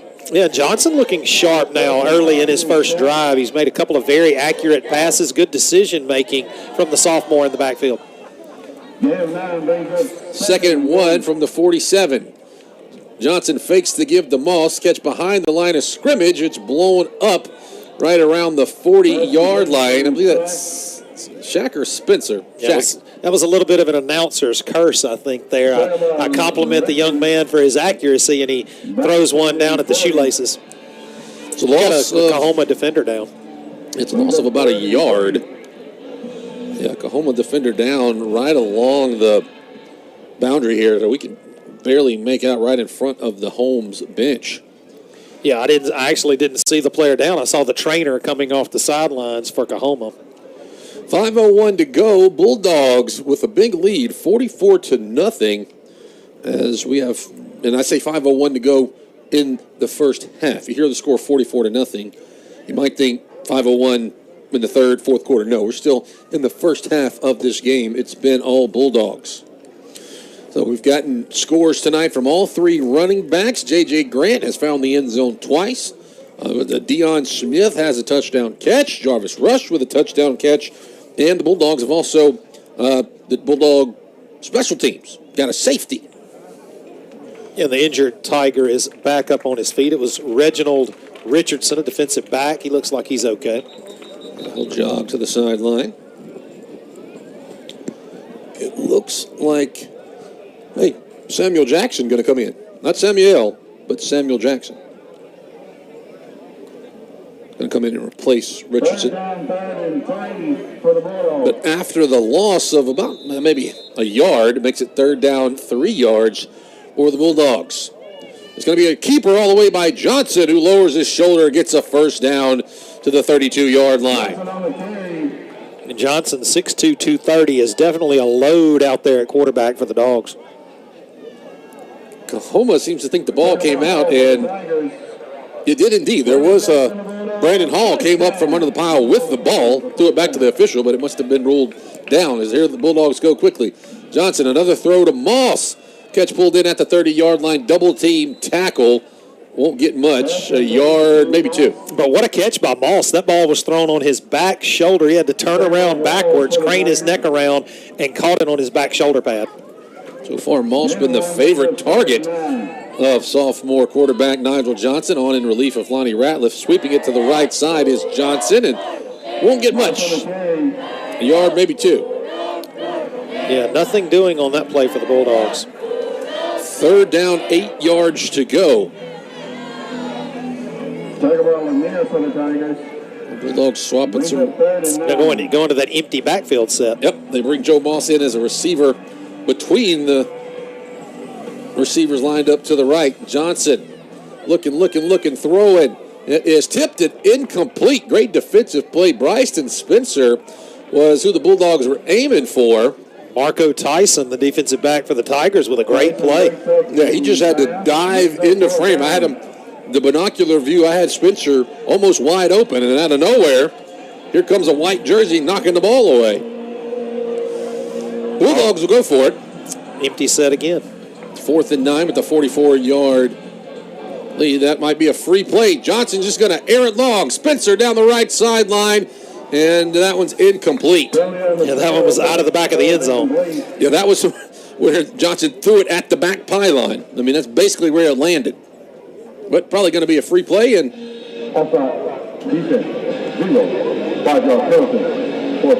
a much more manageable 4th down for the Bulldog. Goes from 4th and a long 8 to 4th and 3. Yeah. He brings up 4th down and 4 from the 26. Let's see. Yeah, they did put it at the 26-yard line.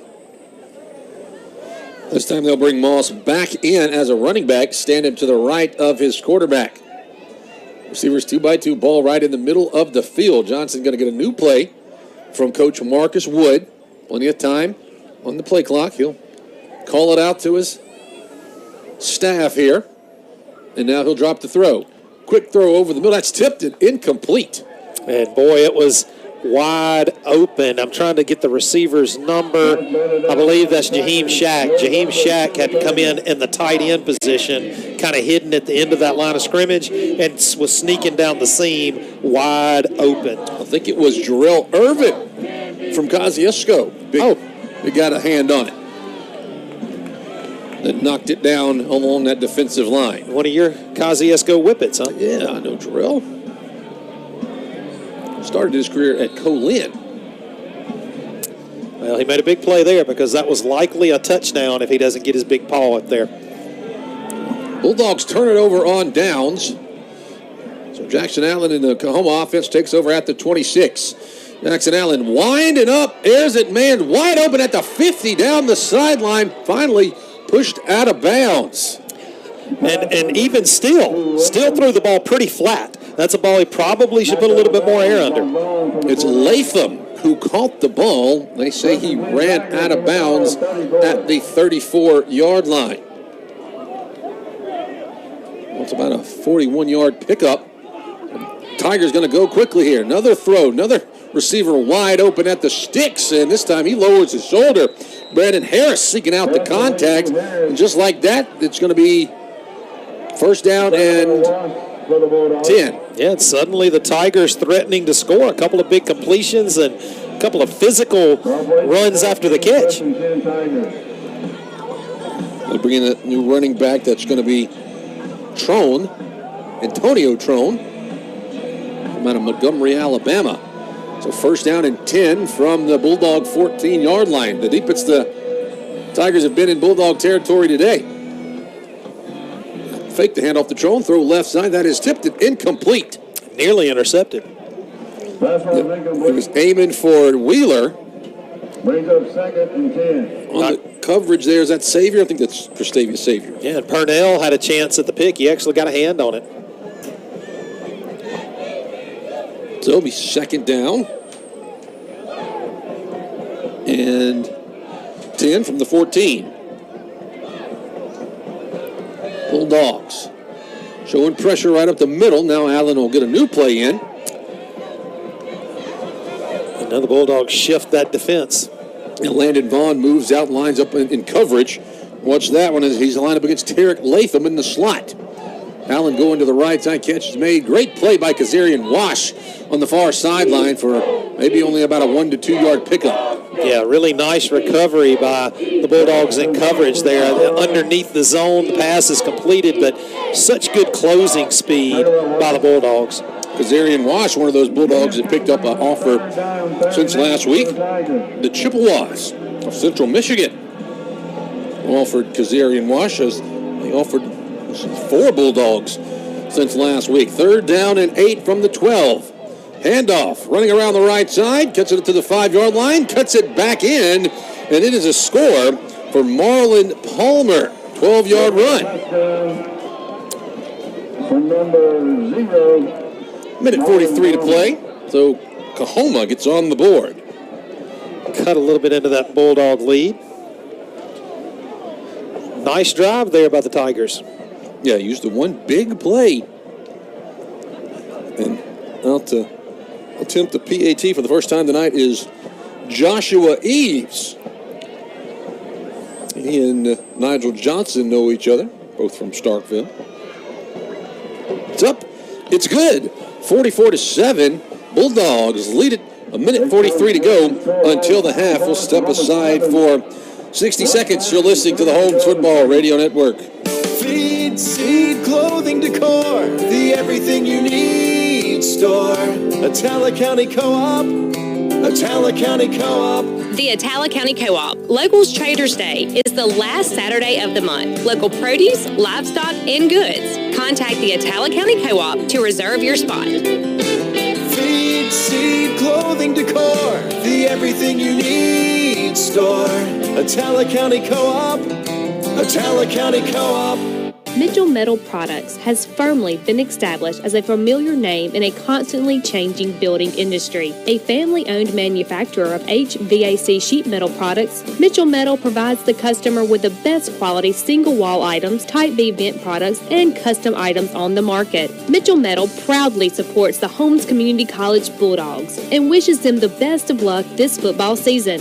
Mitchell Metal Products, a privately held and family-owned manufacturer since 1924 in Kosciuszko. Boswell Media Sports. Marlon Palmer gets the Tigers on the board with a 12-yard touchdown run, 44-7. Bulldogs with the commanding lead right before the half. There's only a minute 43 left on this first half clock as Eves boots it away. Dakari Johnson will watch it bounce out of bounds at the 11-yard line. A little extracurricular activity once again. And the flags come out. Yep, still getting kind of chippy around here. Now there's another hit. One of the Bulldogs is going to be gone after this, so we're going to have to sort all of this out. Coach Wood is hot. Coach Wood has someone by the neck, bringing him to the sideline by the shoulder pads. Yeah, just a failure to keep that composure out there. So we're going to have to sort all of this one out. I think we're going to have a similar situation to what we had on that other long. He's not even going to wait to hear the call. He's already got shoulder pads coming off, headed to the locker room. No, the Dogs. No, Tony Taylor's night is over. There was no doubt about that. It's just that there are going to be any other Bulldogs nights that are over. So, let's see. I think it was either Emeka Aya. I think it was a number. Yeah, it was 8. 8 with the big push. Yeah, it came up, and the Bulldogs they were double teaming somebody on the kick return. Double teaming somebody, pancaked him, and then after that, they both got up, and one of the Bulldogs with an extra push. So that happened, And that's when the first flag came out. After that was when somebody came in from the back and hit the Bulldogs. And then after that was when Tony Taylor did his best Apollo Creed impression and came across with a right hook. Might have been a little bit more after that. Yeah. There was a lot of excitement. But yeah, that was, and Coach Wood was right there, and he grabbed Taylor by the shoulder pads. Yeah, he was not a happy man. Yeah. And another extended discussion, but here we go. We're going to get the rundown. Probably going to be, I would think, 2 flags on Holmes and 1 on COAHOMA. And then 1, I think. That's what it was last time. Coach Wood getting the words from the official. There are multiple fouls on the play. Kick out of bounds. Kicking team.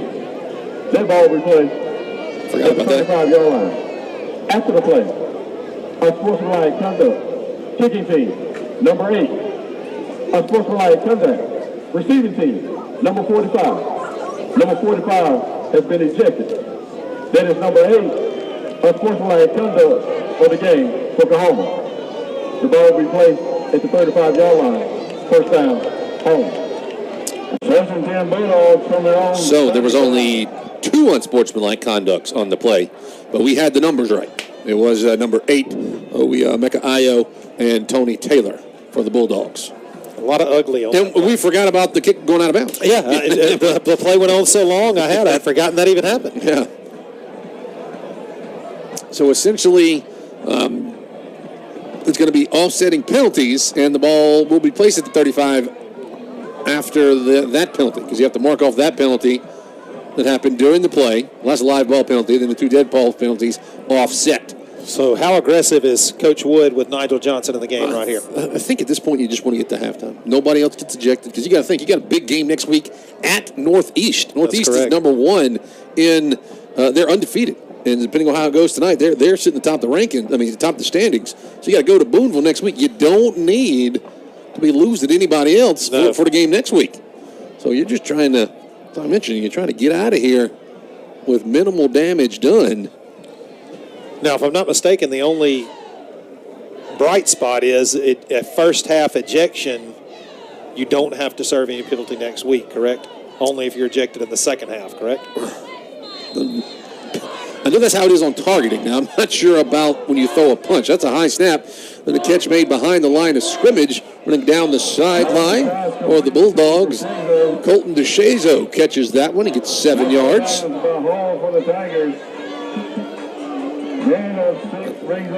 Must have run out of bounds. They'll say they stopped the clock at 1:38.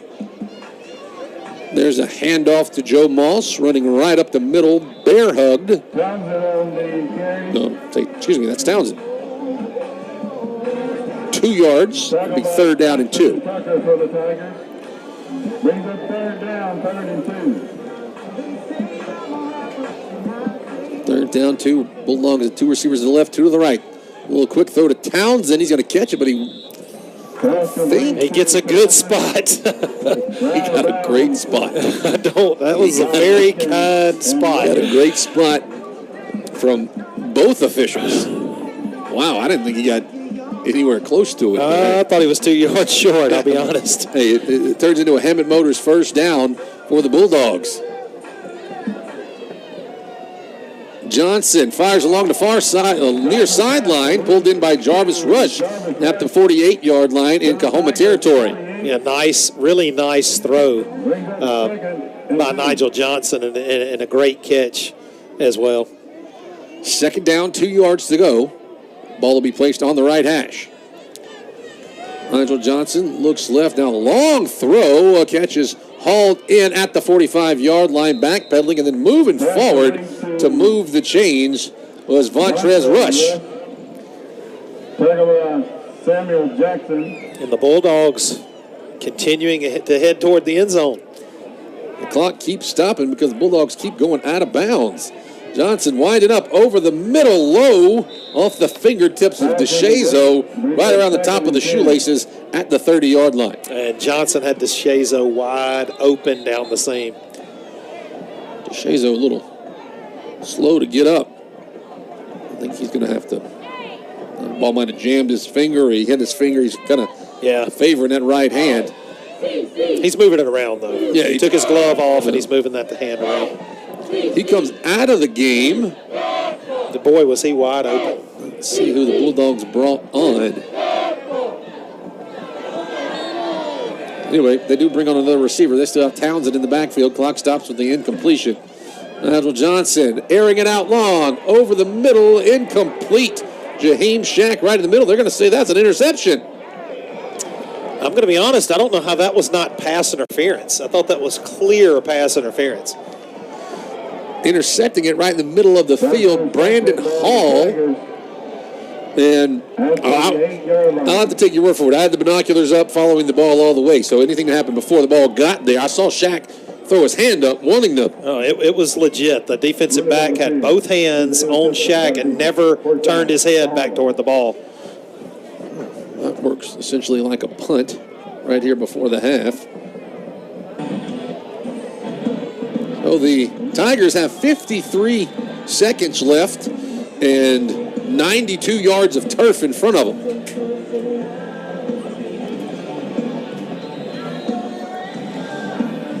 Let's see. They do have 3 timeouts to work with. Let's see if they want to try to put something together. They were able to move the ball pretty quickly on their last drive.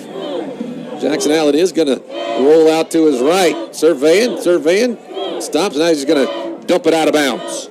Looks like there's going to be a holding call back around the 4-yard line against COAHOMA.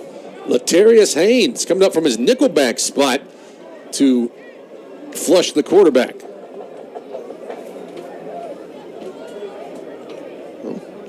Holding. Offense. Number 56. Penalty is declined. Second down. Bulldogs decline the penalty. Wouldn't have been much of a penalty, right? I mean, go back, to the 4-yard line? Yeah, probably a good decision by the Holmes coaching staff. Yeah, so it would have been first down and 14. But now he's second down and 10 from the 8. Bulldogs bringing pressure. Now Allen able to evade it. Running right once again. Slings it right side. He's hit and run out of bounds along that far sideline. Malcolm Boykin on the tackle. It'll be just enough for a first down. Nicholas Taylor from Cleveland on the catch. Yeah, nice catch and run by Taylor. Good job of recognizing where he was on the field and getting just enough to convert that first down. Goes out of bounds, so that stops the clock at 38 seconds. Bulldogs with a big lead, 44-7, right before the half. Here from Goodman. Allen on the slant across the middle. Receiver pulls down the ball. Nicholas Taylor. And Taylor becoming the favorite target of Allen here late in the second quarter. There's a timeout by COAHOMA. With 33 seconds to go. We'll step aside for 30 seconds. You're listening to the Holmes Football Radio Network. I can't believe I just scratched that car. Find my insurance card. Dude, what do you have in this glove box? Ew, are those socks dirty? Forget about the socks. I need my insurance card. Just pull it up on the State Farm mobile app. I can do that? Oh, hey, I can do that. Yep, it's called Service. I can file my claim here, too? Yeah, it's called Service. Whoa, I can call my agent, too? It's called Service. Call Angel Alvin McDonald, State Farm agent on Highway 12 at 662-289-3161 today. Boswell Media Sports. COAHOMA has a second down and 2 from their own 29-yard line. Bulldogs with a 44-7 lead. 33 seconds to go in the second quarter. The slow-moving second quarter. Snap is low. Jackson Allen just going to go on the ground and fall on top of it.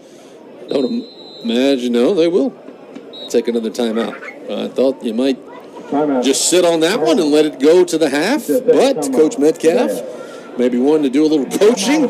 He's had a little bit of offensive success here in the last few minutes. I guess he wants to take advantage and try to keep it rolling. We'll stay right here and give you a look at some scores around the state. Let's see what we can come up with. With 3 minutes to go before the half, Gulf Coast leads East Mississippi 21-7. Game being played over in Scuba. Let's see what else we have here. Northwest is up 14-7 on Itawamba. That's a close game. Yes, it is. Itawamba is winless, and there's 11-17 to go in the second quarter, but Northwest leads at 14-7. It's all Northeast, 24-0 over Mississippi Delta. 9.5 minutes to go in the second quarter there. Of course, the Bulldogs will be going up to Boonville next week. 3rd down and 8 for Coahoma out of the timeout. Jackson Allen maybe looking at the defense there and then going to get a new play. Bulldogs had all kinds of movement there from their mid-level guys. Zy Mays creeping up. Bulldogs bring it pressure. Allen throws left. Catch is made at the 31-yard line, and spinning away and running out of bounds was Deshaun Catron from Bartlett, Tennessee. Yeah, another nice throw by Allen. I can't give the kid enough credit. He's got a great arm. He delivers the ball very well. It's a first down to the 38-yard line. Ball on the left hash. This time they flip the formation to the right side of the field, and Allen going to get a new play in. He's got Marlon Palmer. His running back was on his right hit. Now we move him to the left. A little bit of a high snap. Another throw left side. That is going to be picked off. Picked off. Running it back on the far side. That is Kazarian Wash. He's hit and goes down at the 40-yard line. Great play by Kazarian Wash. Second interception of the night for the Bulldogs. Yeah, Wash was looking for somebody to lateral it to as hard as he could. That's around 38-yard line. Job there by Kazarian Wash. We see now what the Central Michigan Chippewas saw when they offered him this week. The sophomore from Newton. With 12 seconds left, I don't imagine you'd see anything too tricky from the Bulldogs. No, you wouldn't think so. Take this thing to halftime and keep everybody healthy. It's Nigel Johnson back out to command the offense. If it is the offense, yeah, it will be an offensive formation. Not going to be a straight victory kneel down, but I imagine it's just a handoff to, I believe that's Townsend. If not, Johnson just keeps it himself. Nope, no, they're going to try to throw something, but they do throw it, sails it over the top of Townsend, excuse me. Pass ball is incomplete, brings up 2nd and 10. Second down and 10 with the 8 seconds to play.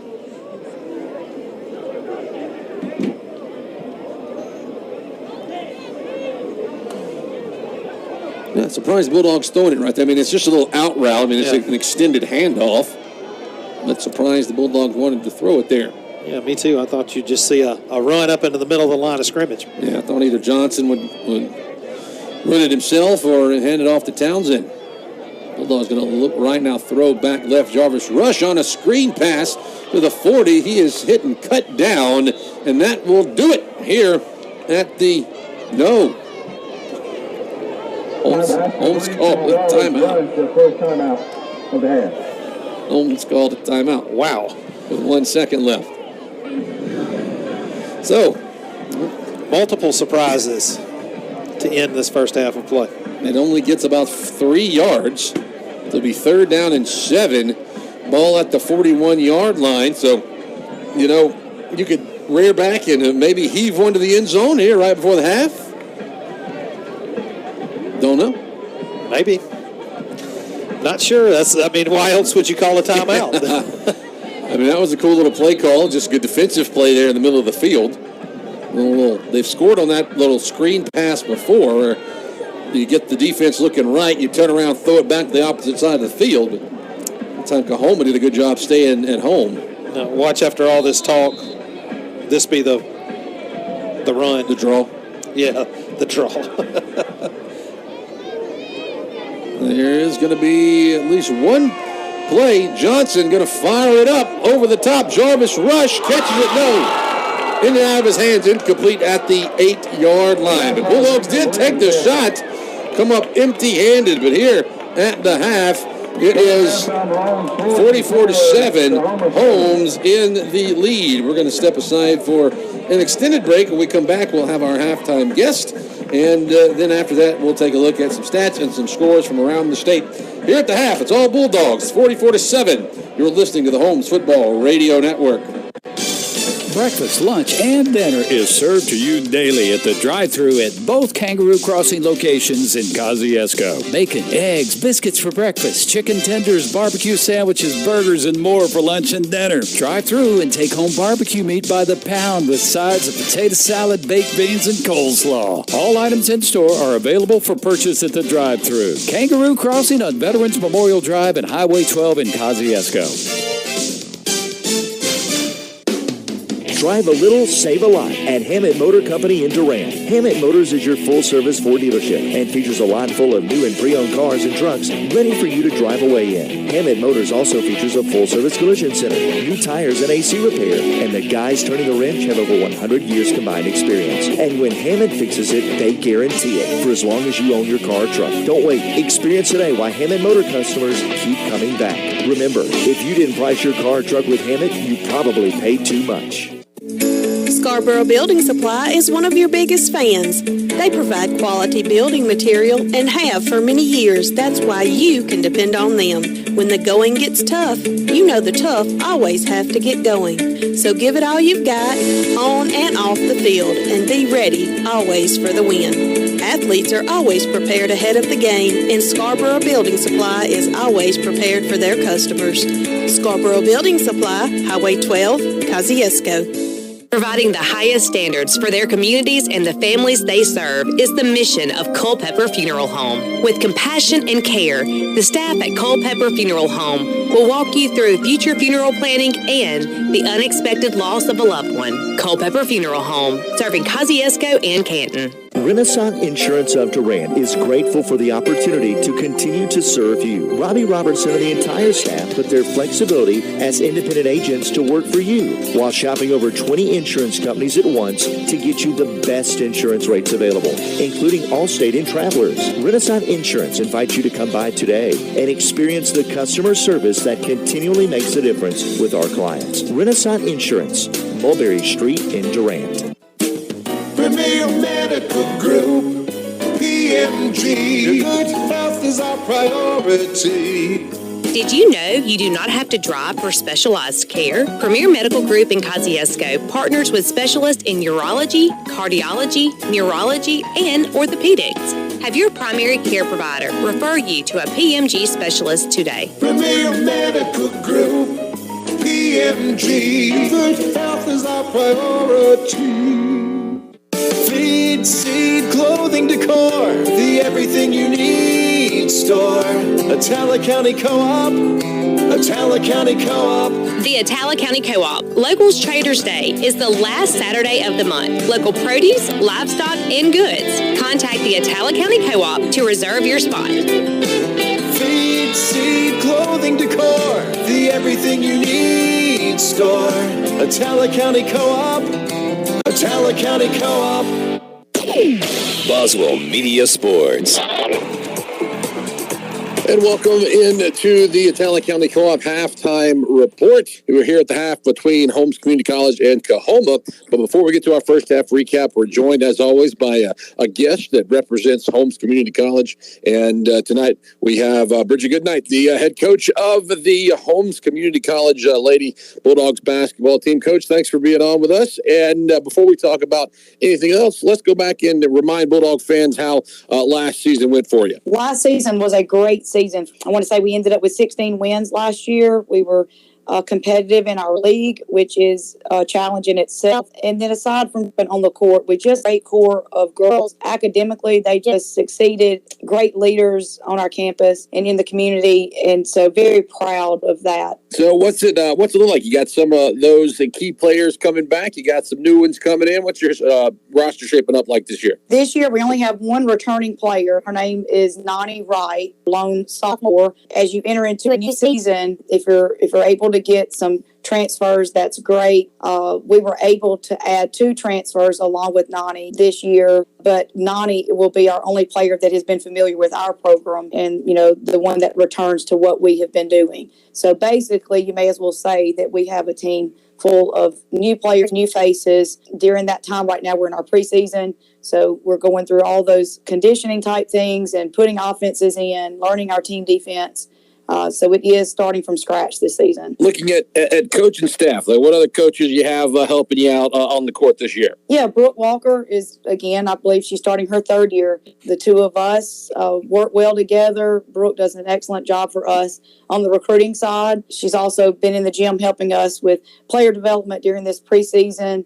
You know, whenever your coaching staff is really key to everything, monitoring academics, and then also the biggest thing would be the recruiting side of things. You mentioned that you're in preseason right now, maybe running through some drills and other things. So what are some of the other things that are going on in your program right now as you get ready to start the season? Right now, we are really trying to focus academics right now, teaching them those study habits. And then, of course, we have our practices in the afternoons. So just really busy time, but the main focus right now is getting them physically fit so that they can carry out what we're asking them to do. So that's kind of where we are right now.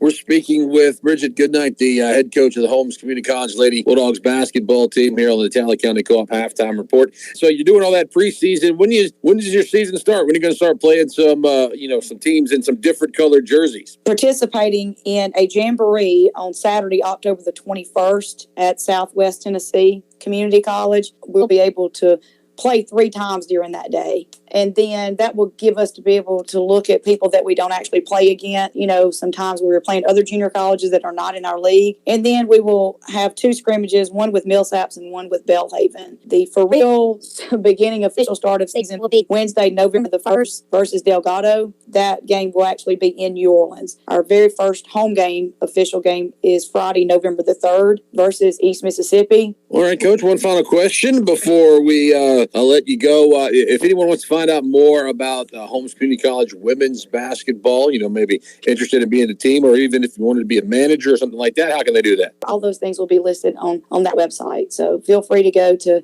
holmesathletics.com. That's Coach Bridget Goodnight, head coach of the Lady Bulldogs basketball team. They got a couple of jamborees games coming up in about a little less than a month now. Then they'll be opening the home slate on November the 3rd here in Goodman. Well, hey, Coach, we appreciate you for being on with us here at halftime. Thank you so much, Brett. We appreciate you. We're going to take another quick time out. When we return to the Tally County Co-op Halftime Report, we'll have a game recap and take a look at some stats. You're listening to the Holmes Football Radio Network. Hi, this is Stephen Franks with Frank Chevrolet GMC here in Kosciuszko. You've heard of high interest rate? Not at Frank Chevrolet. We have rates as low as 0% for up to 36 months and 3.9 for up to 72 on all 22, 23 light-duty Silverados. Frank Chevrolet GMC has the largest inventory we've had in a long time. Come shop us on Highway 35 North and make your driving dreams come true. Call us 662-289-4611 or always the web is open at frankchevy.com. Frank Chevrolet GMC, Highway 35 North in Kosciuszko. Chevrolet, find new roads. I can't believe I just scratched that car. Find my insurance card. Dude, what do you have in this glove box? Ew, are those socks dirty? Forget about the socks. I need my insurance card. Just pull it up on the State Farm mobile app. I can do that? Oh, hey, I can do that. Yep. It's called service. I can file my claim here, too? Yeah, it's called service. Whoa, I can call my agent, too? It's called service. Call Angel Albin McDonald, State Farm agent on Highway 12 at 662-289-3161 today.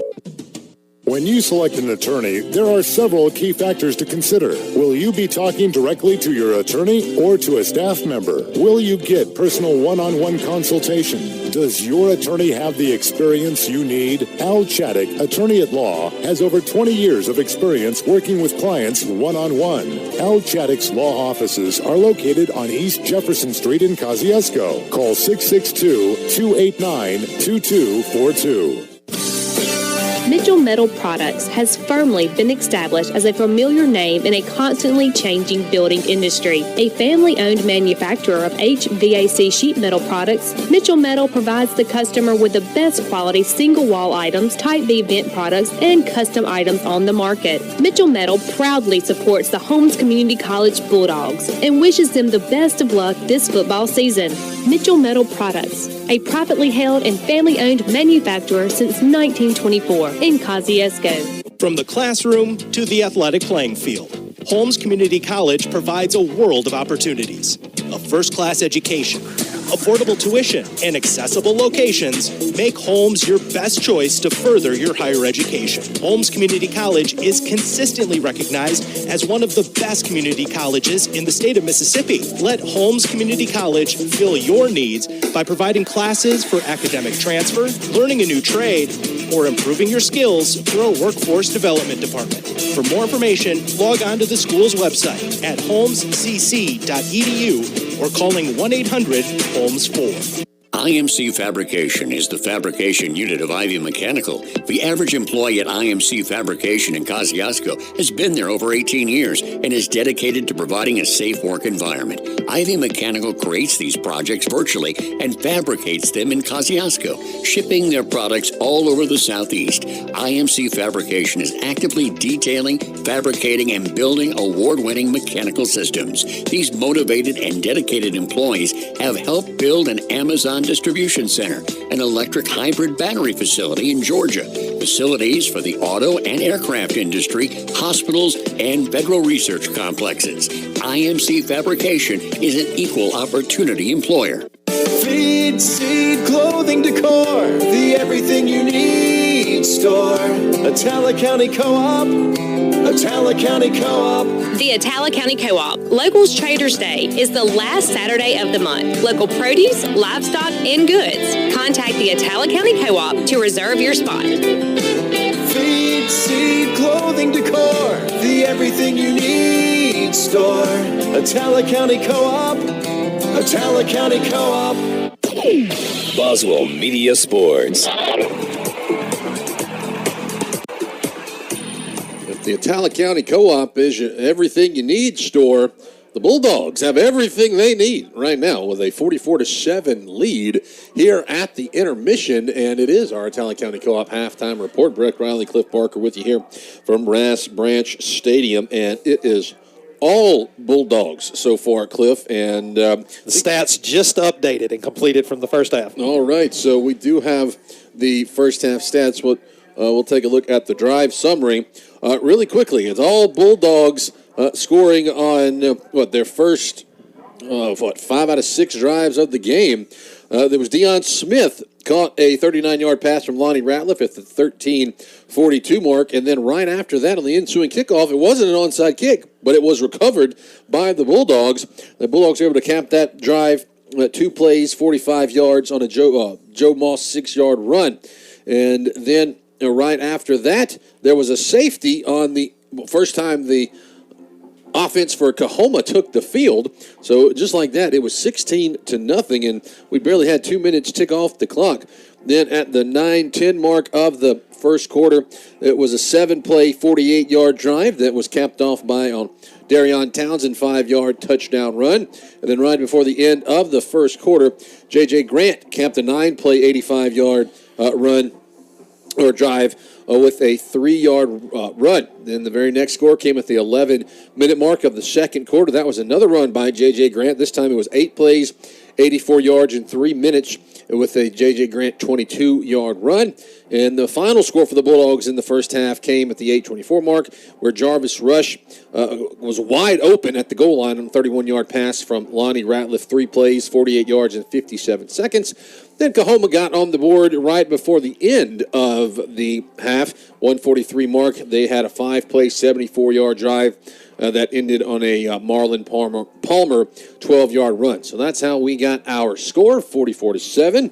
And Cliff, as we said, you listen to that, and it was all Bulldogs, and I think the stats probably tell that story. Oh, without a doubt. I mean, 54 offensive plays for the Bulldogs, 447 total yards of offense, averaging 8.3 yards per play, compared to COAHOMA, 33 offensive plays, 137 yards of total offense, averaging 4.2 yards a play. Holmes with 315 passing yards. Between the two quarterbacks, that was Nigel Johnson and Lonnie Ratliff, 27 of 33 in the first half of play. So, just just an absolute offensive show in the first half for the Bulldogs. 44 points on the board, but not only that, the defense was just solid all across the board. But individual numbers, Lonnie Ratliff, 18 for 20 in that first half of play for 280 yards and 2 touchdowns. I mean, just a great performance by Ratliff. Yeah, just a little bit shy of his average. He averages 299, fourth in the country there. But Nigel Johnson looked good when he came in. Yeah, he did. Nigel Johnson was 9 for 13, only 35 yards. And now he did have the 1 interception, but I will put a little caveat there.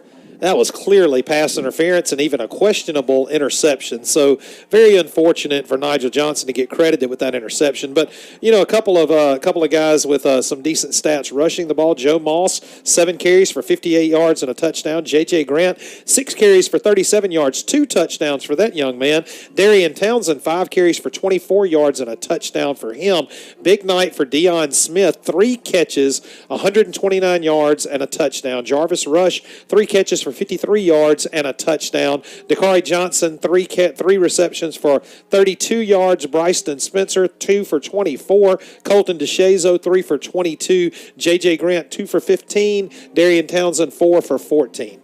Yeah, and not bad by Deion Smith. Average, 42 yards a catch there? Yeah, just a paltry 43 yards of reception. And I think he only really played probably the first 10 minutes of the game. He hasn't been in much since then. And had multiple highlight reel catches in that little short amount of time that he did play. Yeah, and we mentioned he's the leading receiver yards per game in the country. He comes in a little bit under his average. Game's not over yet, but he's at 129. His average is 134.7. So here at the half, 44-7, Bulldogs in the lead. We'll take another break. When we come back, we do have some score updates for you from around the MAC.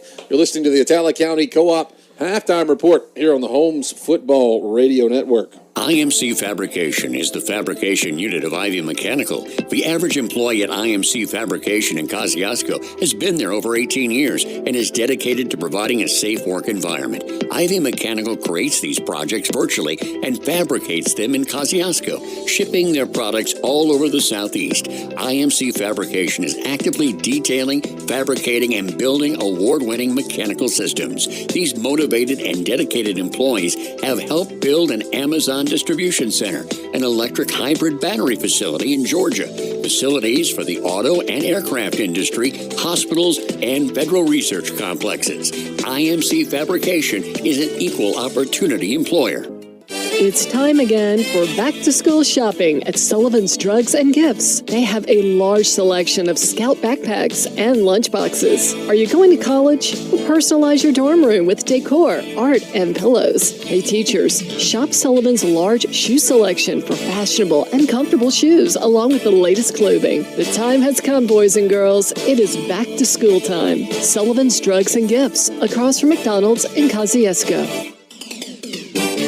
Hello, I'm Frank Shaw. And I'm Blake Hearthcock. We're attorneys at Frank Shaw Law Firm in Kosciuszko. Have you been injured on the job? Hurt in a wreck? Need help with a disability claim? Then give us a call today. Frank Shaw Law Firm has served the people of Mississippi for over 38 years. If you can't come to us, we'll come to you. Call us today for a free consultation. Or find us on Google at frankshawlawfirm.com.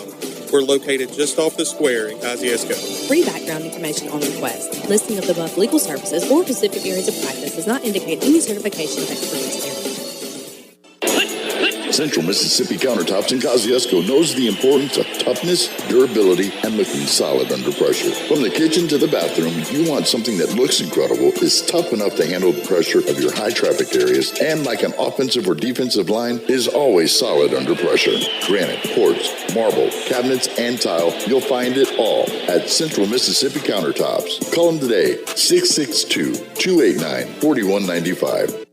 Hi, this is Stephen Franks with Frank Chevrolet GMC here in Kosciuszko. You've heard of high interest rate? Not at Frank Chevrolet. We have rates as low as 0% for up to 36 months and 3.9 for up to 72 on all 22, 23 light-duty Silverados. Frank Chevrolet GMC has the largest inventory we've had in a long time. Come shop us on Highway 35 North and make your driving dreams come true. Call us 662-289-4611 or always the web is open at frankchevy.com. Frank Chevrolet GMC, Highway 35 North in Kosciuszko. Chevrolet, find new roads. Premier Medical Group PMG. Good health is our priority. Did you know you do not have to drive for specialized care? Premier Medical Group in Kosciuszko partners with specialists in urology, cardiology, neurology, and orthopedics. Have your primary care provider refer you to a PMG specialist today. Premier Medical Group, PMG. Good health is our priority. This is Ryder Davis at Farm Bureau Insurance. Life is all about priorities. I'd be willing to bet that at the top of your priority list is your family. At Farm Bureau, we're all about helping you protect what matters the most. The best way that you can protect your family is by having a personal life insurance policy. If you haven't taken the time to do that, or if you're not sure that you have enough coverage to protect them, then come see me, Ryder Davis, at Farm Bureau Insurance on the north side of the square in Kosciuszko. Boswell Media Sports. We are wrapping up the Atala County Co-op halftime report. It's a big lead for the Bulldogs, 44-7. That's the score here. And we can give you some scores from around the state. More games going on tonight. Northwest is up on Itawamba, 21-7. That game's at the half. Jones leads East Central. That game over in Decatur in the third quarter, 24-7. Here's a big one, 31-0. Northeast leads Mississippi Delta. Why that's big is because Northeast is Holmes' opponent next week. Bulldogs going on the road to Booneville. So looks like the Tigers of Booneville might be undefeated when the Bulldogs come to town. Pearl River leads Hines 21-7.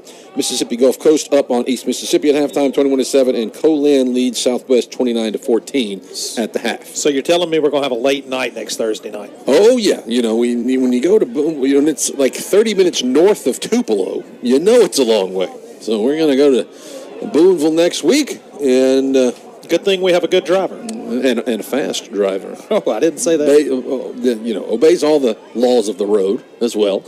As far as I know. Yeah. We take a nap on the ride up there, That's what we do. You know I do. Yeah, let our driver. We should both sit in the back next week. Let him just give him some gloves, maybe a little hat. There you go. And he can be our driver. Jalen Ballard puts a leg into this one, and it'll hit about 3 yards deep in the end zone, and let's hope there's no flags anywhere after that last kickoff we had, because it's kind of been chippy out here. 2 ejections already in the game tonight, but looks like cooler heads prevailed that time. Yeah, it was. There was a chance that there could have been a little chippiness out in the middle of the field, but some restraint exercised by players from both teams. I imagine that was a point of emphasis at halftime. Probably by both coaches.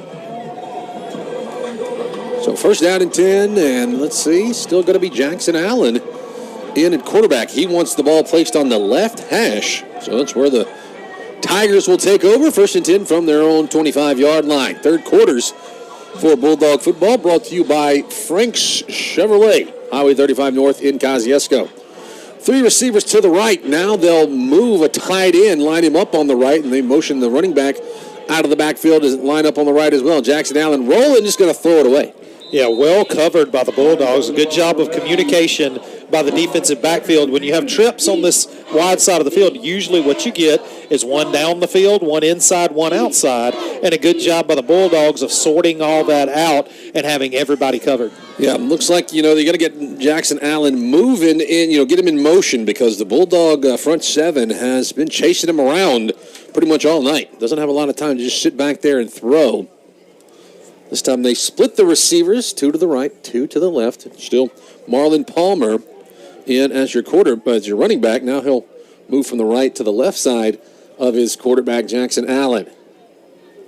There's a little bit of a high snap, a little quick throw. Sky to make the catch at the 40-yard line. Getting out close to the 50 was Drayton Norwood, number 88. There's going to be an extra 15 yards on the end for a roughing the passer. Pass the wing to Wheeler. Cornell holding. Offense. Number 77. 10-yard penalty. Oh, no. Second down. Wow, I thought for sure it was roughing the passer, and it turns out it was a holding. Well, yeah, it looks like everybody thought it was, because even the Tigers had come down to line up at the 45-yard line. Allen got hit hard. He got hit really hard, and the flag was thrown right there at that point of contact. I would have bet a whole lot of money that was a roughing the passer. Obviously. Going backwards. Be second out and 20. Ball at the 15-yard line of COAHOMA. So COAHOMA going backwards. Trip receivers to the right side of the field, which is the wide side of the field. They're going to motion Palmer. And the snap, ball is on the turf. Picked up by Allen, and he goes down very quickly.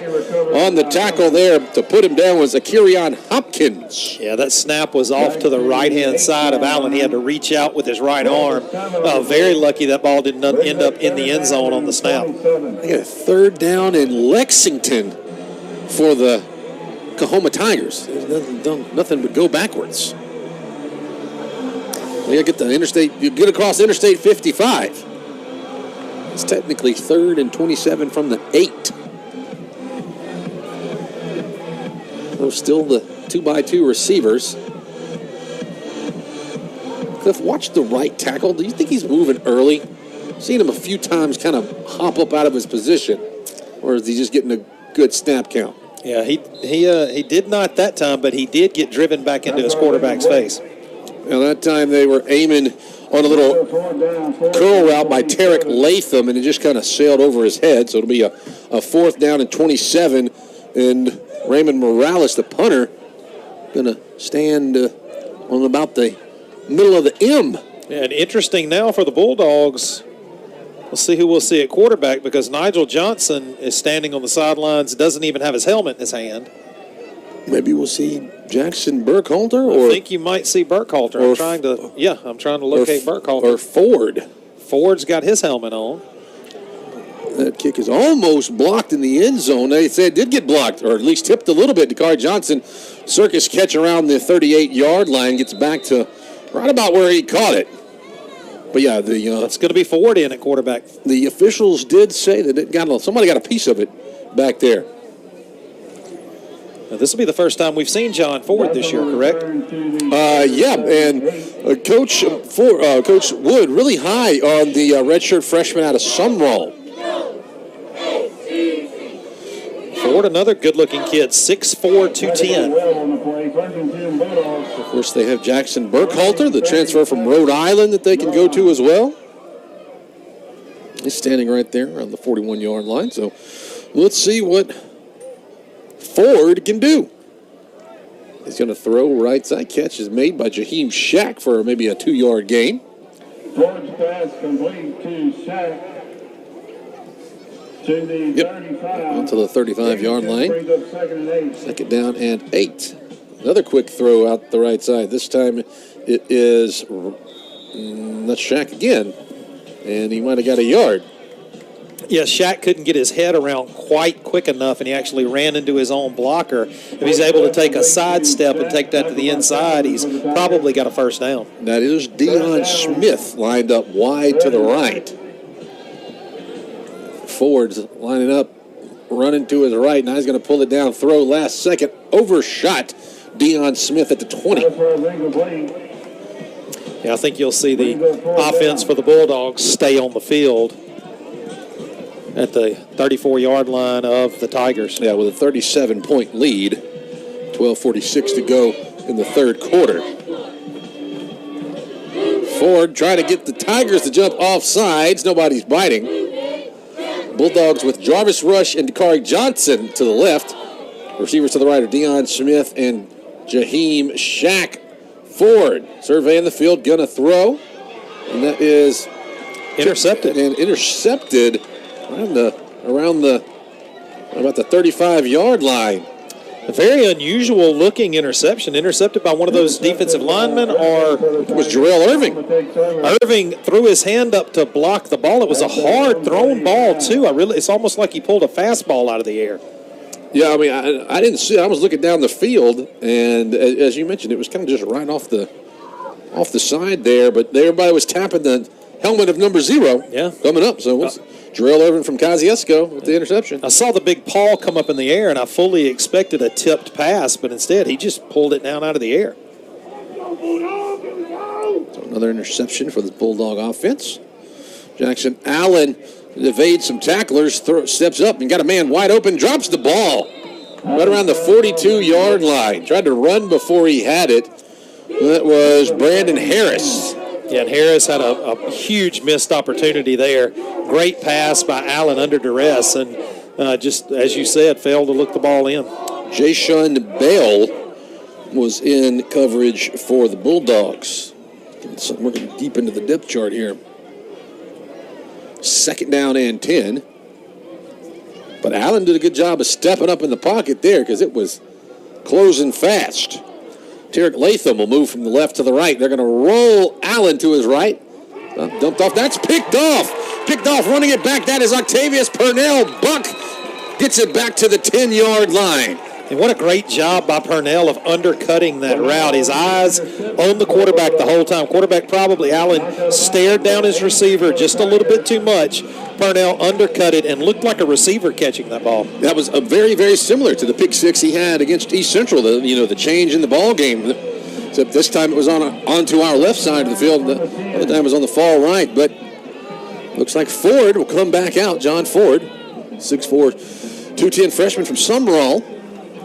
Trying to get the Bulldogs in. It'll be 1st down and goal to go. J.J. Grant, your running back. Quick throw over the middle into the end zone. A strike. That catch is made by Deion Smith, his 2nd touchdown of the night. Yeah, Deion Smith, if you want to build your confidence as a quarterback, Deion Smith's probably the right guy to look to. Yeah, it was a great throw. Just right through there. Right across the middle. Deion Smith going to be well above his average of 134 yards a game receiving, which leads the nation. Pretty good looking throw from Ford. That was nice. Hit him in stride. Ballard. PAT is good. 12:20 to go in the 3rd quarter. Bulldogs lead at 50-7. We'll take a break. You're listening to the Home Football Radio Network. From the classroom to the athletic playing field, Holmes Community College provides a world of opportunities. A first-class education, affordable tuition, and accessible locations make Holmes your best choice to further your higher education. Holmes Community College is consistently recognized as one of the best community colleges in the state of Mississippi. Let Holmes Community College fill your needs by providing classes for academic transfer, learning a new trade, or improving your skills through a workforce development department. For more information, log on to the school's website at holmescc.edu or calling 1-800-HOLMES-4. Providing the highest standards for their communities and the families they serve is the mission of Culpeper Funeral Home. With compassion and care, the staff at Culpeper Funeral Home will walk you through future funeral planning and the unexpected loss of a loved one. Culpeper Funeral Home, serving Kosciuszko and Canton. Boswell Media Sports. Deion Smith gets his 2nd touchdown of the night and extends the Bulldogs' lead on the ensuing kickoff. It is sent about 2 yards deep in the end zone, and it's a 51-7 lead for the Bulldogs. Yeah, the kicking game has been a high point for the Bulldogs so far this year. Yeah, we told you Ballard gonna have to soak his leg. Yeah, Ballard's solid. He's kicking a lot of kickoffs and extra points in this game. He earned his keep here tonight without a doubt. Got a rolling clock here to start not quite yet the midway point of the 3rd quarter. Jackson Allen fakes. Now he'll pull it down and run. Get 6 yards to the 31-yard line. Good pickup there by Allen. Yeah, Wally and Kendorian Russell both in there on the tackle for the Bulldogs. Chris Wally, another one of those Bulldogs, picked up an offer over the week from Central Michigan. 2nd down, 4 yards to go. Allen is pursued. Throws to his right now, just throw it away. Caught by one of the big men on the sideline. Yeah, that was Tyler Abel sitting on the bench and made the catch. So they're going to come give him the turnover chain. The guy's bringing the turnover chain so he can wear it around his neck, even though he caught the ball that was thrown away. So they're going to give the big man a little bit of love for making a great catch while he's sitting on the sideline over there. Well, they're going to pose for a picture. Be 3rd down and 4 for COAHOMA. They bunched 3 receivers to the right side. 2 receivers and a tight end. A quick throw. That ball is tipped and incomplete. Nearly intercepted by the Bulldogs. Let's see who that was that came through and tipped it. That's Robinson. Yeah, Robinson had a real shot at a pick 6. Yeah, Robinson and Jashawn Bell both there in coverage. Laquan Robinson, very talented, one of the top safety prospects in the country. Still hasn't made a decision where he's going to be playing after Holmes. Yeah, he looks the most healthy I've seen him this year tonight.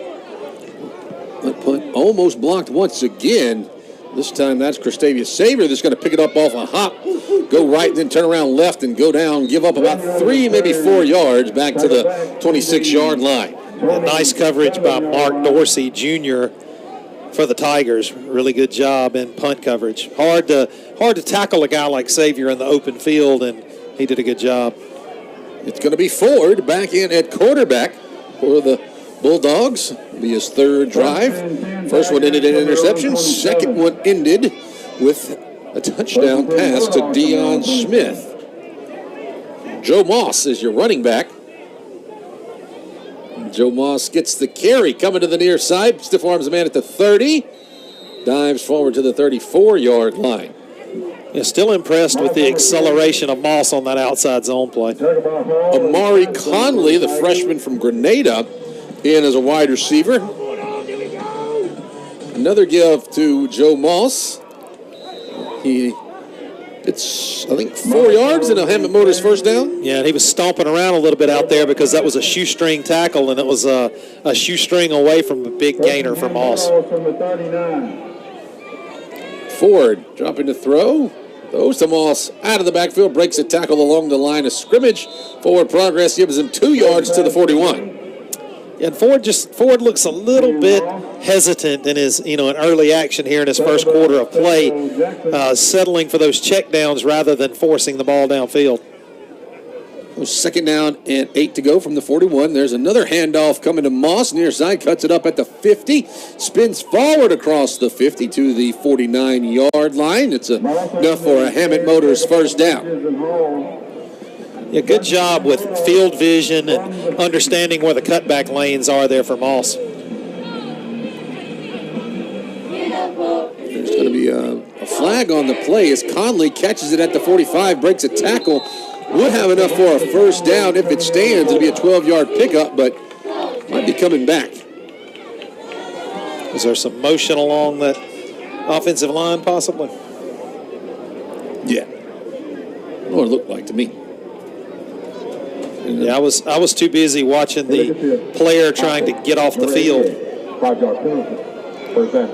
They called illegal shift against Conley, but I saw one of the offensive linemen kind of flinch, almost move too forward in his stance, like he fell over, like lost his balance. But they called illegal shift, so it's going to be first down and 5, back to the 45. Give goes to Moss, breaks a tackle, and can't break the second one. He'll be slugged down back behind the 40. Yeah, first time we've seen a big negative yardage play from Moss in a good while. Probably could have been a face mask on that. Yeah, I thought so too. I kind of thought there might have been a face mask there, but the flag stays in the pocket. That's a loss. Back to the 36-yard line. That's a loss of 9 yards, and he's 2nd down and 24. Bulldogs, the 51-7 lead. Ford goes left. Vontrez Rush turns around, catches the ball, will cross the 40 to the 42, and he's double teamed. And the impressive part for Rush there, though, he was hit by 2 COAHOMA defenders, but he still finished pushing forward and fell forward. Let's see, they get to the 42-yard line, makes it 3rd down and 18. Ford probably airing it out here. He's going to look, dance around now. Flush from the pocket, rolling. Fires, looking and skying up to make the catch. Did he stay in bounds? He's being ruled out of bounds. Out of bounds. Would have been a great play by, I believe that's Bryston Spencer. Yeah, would have been a highlight for Bryston Spencer, but I guess he came down out of bounds. Yeah, got his legs taken out from under him. I actually think what is going to end up being called is that he hit with his upper body on the turf, and I think it dislodged the ball. I think he ended up dropping that ball. Good-looking throw there. Maybe a little bit high, but on the run, not a bad throw from Ford. We'll see Ryan Wood punt this one away. And there'll be a flag come out, whether it's roughing or running into. The punt will be hauled in by Latham around the 20-yard line. Now, what's usually the decision maker is if it's the plant leg, it's going to be the 5-yarder is what they're going to call. Probably decline that. Winner for the kicker. Kicker team, number 22. 5-yard penalty. Yeah, a little. Yeah, forget that decline that. Well, I'm a little surprised at that decision, though, because they did hit the plant leg of Wood. Typically, if you hit that plant leg, you get the personal foul, but that is not the call. 51-7. Clock keeps rolling on this rolling clock, so we can't give you a definitive time on when the change of possession took place, but at 4 minutes to play in tonight's third quarter. It still looks like Jackson Allen in. See Des McWilliams and Landon Vaughn playing defensive back over here. You still got Octavius Purnell roaming around at safety. Running back is Antonio Trone for the Tigers. Jackson Allen throws, and that is incomplete. Thrown behind his intended receiver. It was aimed for Nicholas Taylor, and Buck Purnell laid a lick on him. Yeah, he did. Big hit. But Taylor pops back up. Knocked his mouthpiece out again. Yeah, it was thrown a little bit behind him. Jackson Allen. But Purnell did not launch into him. No flag. Clean play. Clock under 3 minutes when Jackson Allen's going to get this snap off.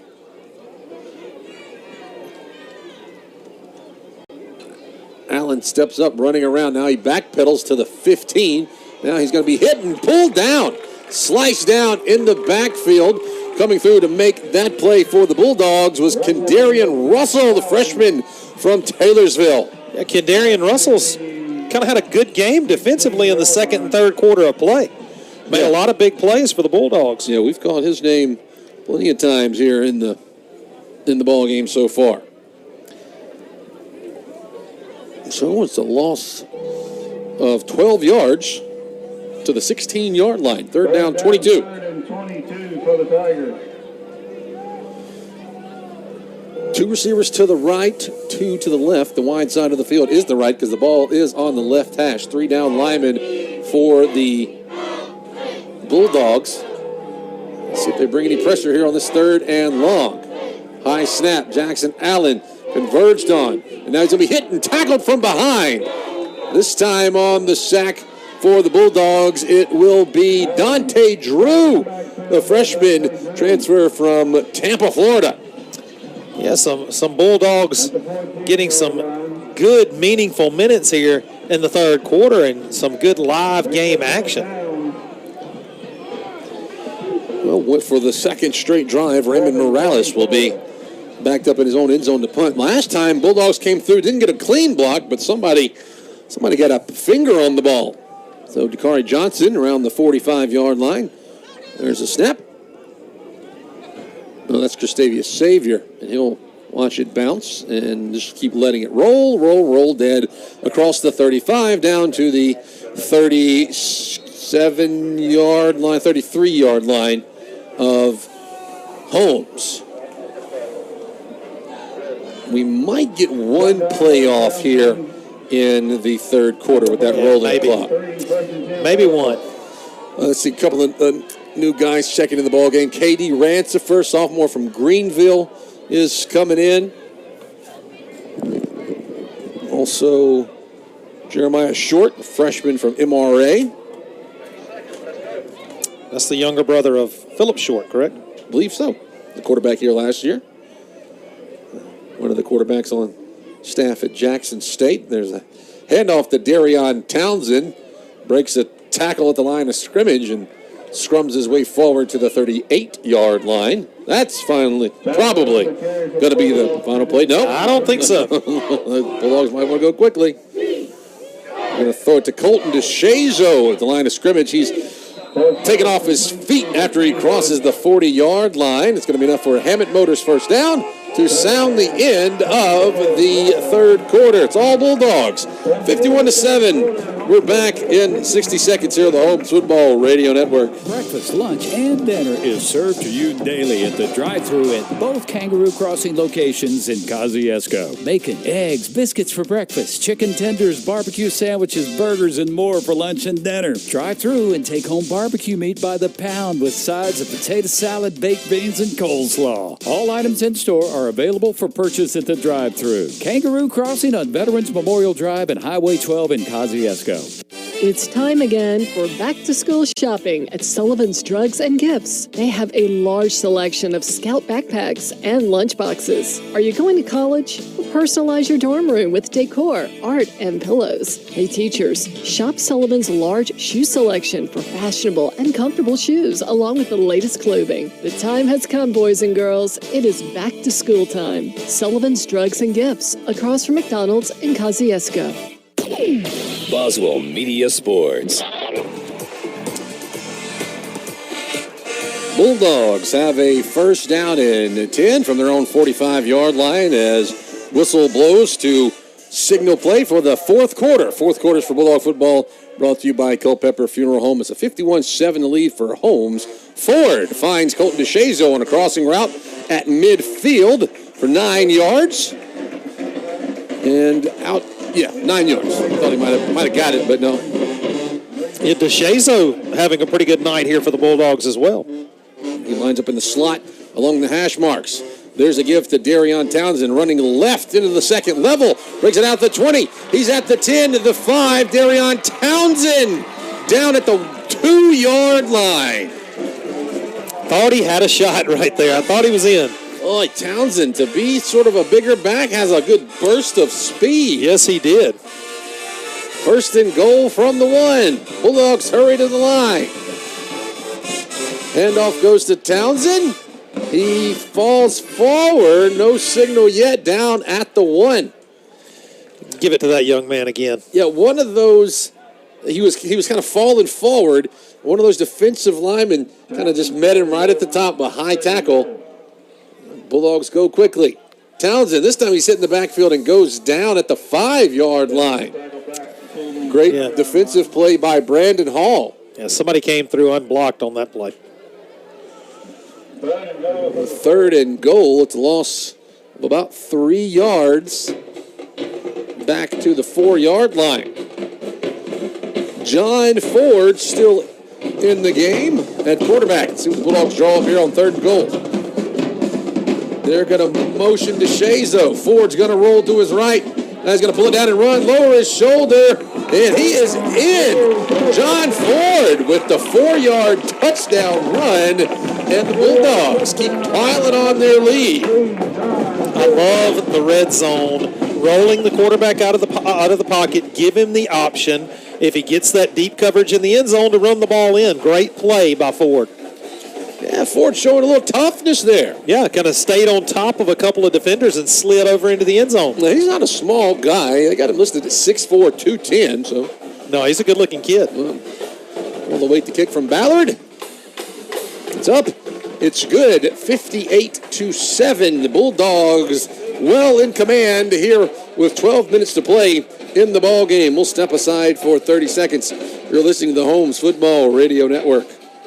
Fabrication is the fabrication unit of Ivy Mechanical. The average employee at IMC Fabrication in Kosciuszko has been there over 18 years and is dedicated to providing a safe work environment. Ivy Mechanical creates these projects virtually and fabricates them in Kosciuszko, shipping their products all over the Southeast. IMC Fabrication is actively detailing, fabricating, and building award-winning mechanical systems. These motivated and dedicated employees have helped build an Amazon distribution center, an electric hybrid battery facility in Georgia, facilities for the auto and aircraft industry, hospitals, and federal research complexes. IMC Fabrication is an equal opportunity employer. Boswell Media Sports. You know, there's an old Western. It's called John Ford Goes to War. John Ford, I wouldn't call this quite war, but he's come in and done well for here in the second half. He played tough. He played tough without a doubt. Yeah, he's got 2 touchdowns. He's got a touchdown pass to Deion Smith, and then a rushing touchdown. 58-7, the Bulldogs lead it. We're going to wait the kick from Jalen Ballard. Trying to give you some score updates when we can. Other games taking place. Boy, Ballard's a weapon. He is. 6-7 yards deep in the end zone right there. And that is non-wind aided. Yeah, and we should mention that he was on the soccer team last year, and he was on they had him available, didn't need him because they had, Moffitt, and able to come over this year.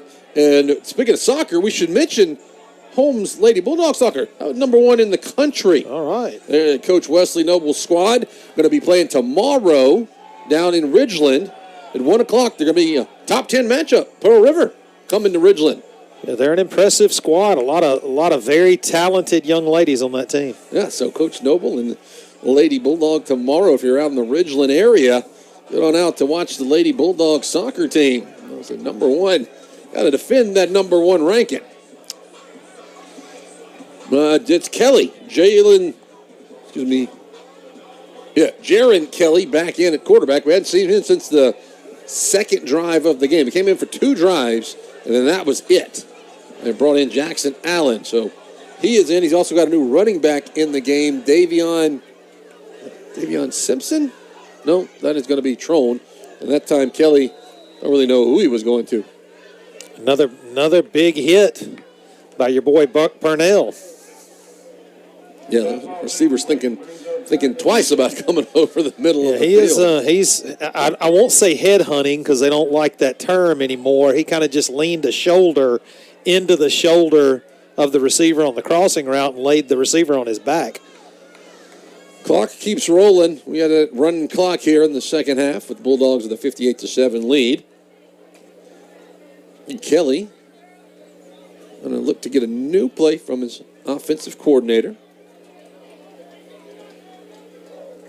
Going to have to go quickly. Snap it with there's 2 on the play clock. Going to be a quick throw. Catch made at the 35-yard line. That's Nicholas Taylor. He'll have enough for a first down to the 41. Yeah, nice throw by Kelly. Yeah, just a little quick slant over the middle. That's really all that COAHOMA's been able to do. Quick fire because you don't have a lot of time. This Bulldog defense. Kelly running for his life. Going to throw on the run and air-mailed it a little bit long for Brandon Harris. Yeah, had a receiver and Harris open over the top. If Kelly's able to lay that ball to the inside, that's likely a completion. So second down, 10 yards to go. As I mentioned, give you some score updates after this play. We got a tie game in one of our contests. Tell you which one that is. After this, they send a man in motion left and right. Do the Tigers. Kelly dancing around. Breaks the tackle from behind. Cannot break the second tackle. That is Trey Parker from Grenada. Yeah, nice play by Trey Parker. That's the way not to give up on the play. Initially overran the quarterback and then ran him down from behind. An impressive play. Hines has come back to tie it with Pearl River at 21. And that game is, don't have a time frame just yet. It was at the half when we checked it. It's all Northeast over Mississippi Delta, 40-0. Wow. At the end of the third quarter there. That's where the Bulldogs will be going next week. Mississippi Gulf Coast starting to pull away from East Mississippi, 28-10 in the third. Gulf Coast has got a legit squad this year. Big wins over Northwest and now leading East Mississippi. Just got a final from Decatur. Tell you after this 3rd down and 12 play. Kelly breaks a tackle, stops, throws, and just got rid of it. Threw it into the no man's land right around the 45-yard line. Jones defeats East Central 38-7. So there you go. Continuing to look for some scores. Appreciate Philip Palmertree giving us that update.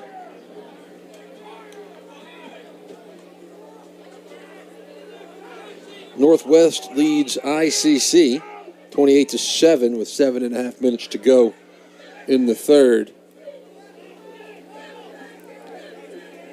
25 is where Raymond Morales will set up shop to punt this one away. Cristavia Savior back for the Bulldogs. Bulldogs bringing everybody, and Morales able to get it off. It's going to take one bounce, and Savior picks it up at the 30. Runs it around the right side. Can't break away. Ball pops on the ground, and it's recovered by Pearl River. And Savior was palming that ball, holding it down in one hand. I think it's Dorsey. There's 2 number 1, so got to be, it's either, I'm not sure. They're both about the same size. Yeah, I would probably go with the defensive back in coverage. We'll go with Dorsey. Mark Dorsey Jr. covers it, but Savior was just running right to the sideline, and unfortunately for Holmes, when it got to the sideline, the ball did not bounce out of bounds. Well, I think his thought was he was trying to hold the ball out to maybe get an extra yard or 2, which is not necessary in that situation. Really need to tuck that ball away, and one of the defenders just knocked it out of his hand. Rolling clock here, keeps rolling even after the change of possession. It's going to be 1st and 10 for COAHOMA from the Bulldog 27-yard line.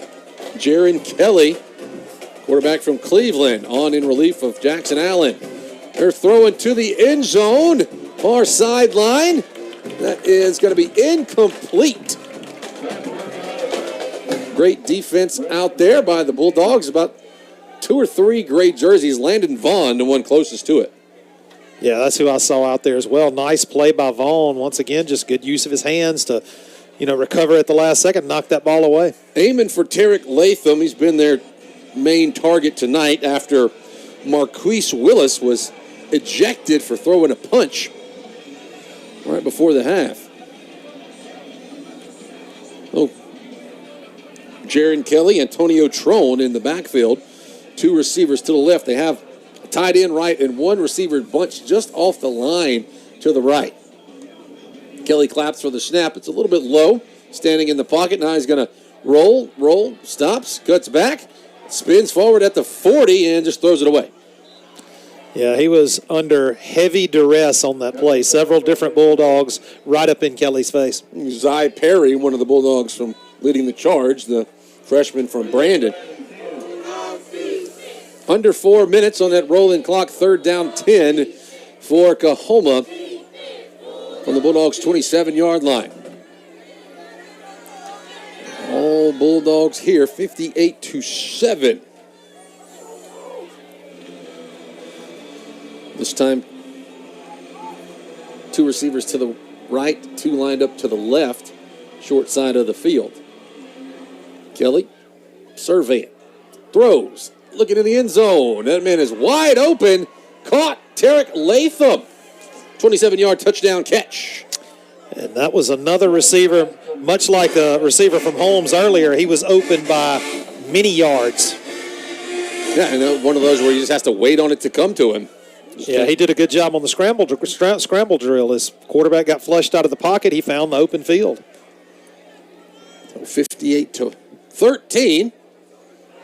On to attempt the PAT, Joshua Eves. Eves, the kicker from Starkville. Snap is back. It's almost blocked, but Eves able to get it to the uprights, and it is good. 58-14. 2.5 minutes to play in tonight's contest. We'll step aside for 1 minute. You're listening to the Holmes Football Radio Network. From the classroom to the athletic playing field, Holmes Community College provides a world of opportunities.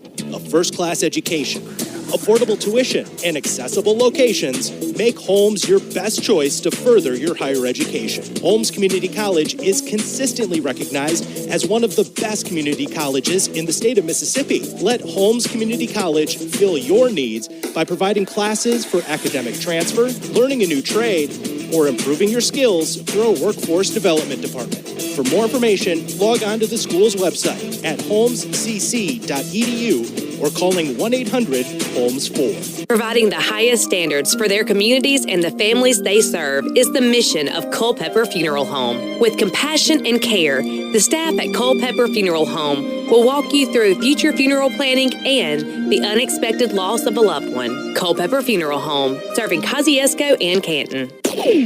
Boswell Media Sports.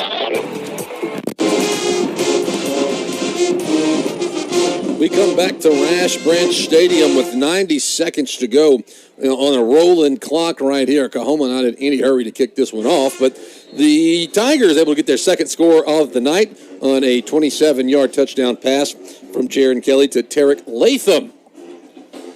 Still all Bulldogs, 58-14, and the clock will be under a minute to play by the time Eves kicks this one off.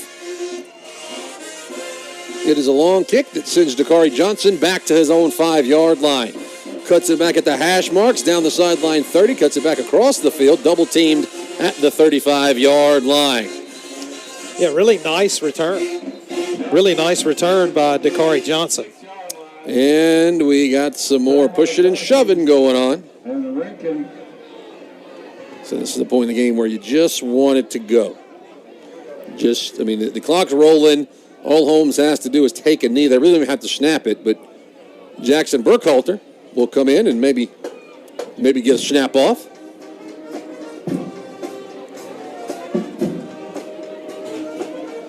He's going to get one play in the books. So now we're waiting on something. Don't know what it is. Holmes substituted. Okay, so they're not even going to let him get the play off. So that will end it. Bulldogs get the 58-14 win to move to 3-1 on the season and 1-1 in the Northern Division. So we'll step aside for our post-game break. When we come back, we'll wrap this one up, take a look at stats and name our player of the game, maybe give you scores on some games that have gone final. Big win for the Bulldogs, 58-14. We're back after this on the Holmes Football Radio Network. IMC Fabrication is the fabrication unit of Ivy Mechanical. The average employee at IMC Fabrication in Kosciuszko has been there over 18 years and is dedicated to providing a safe work environment. Ivy Mechanical creates these projects virtually and fabricates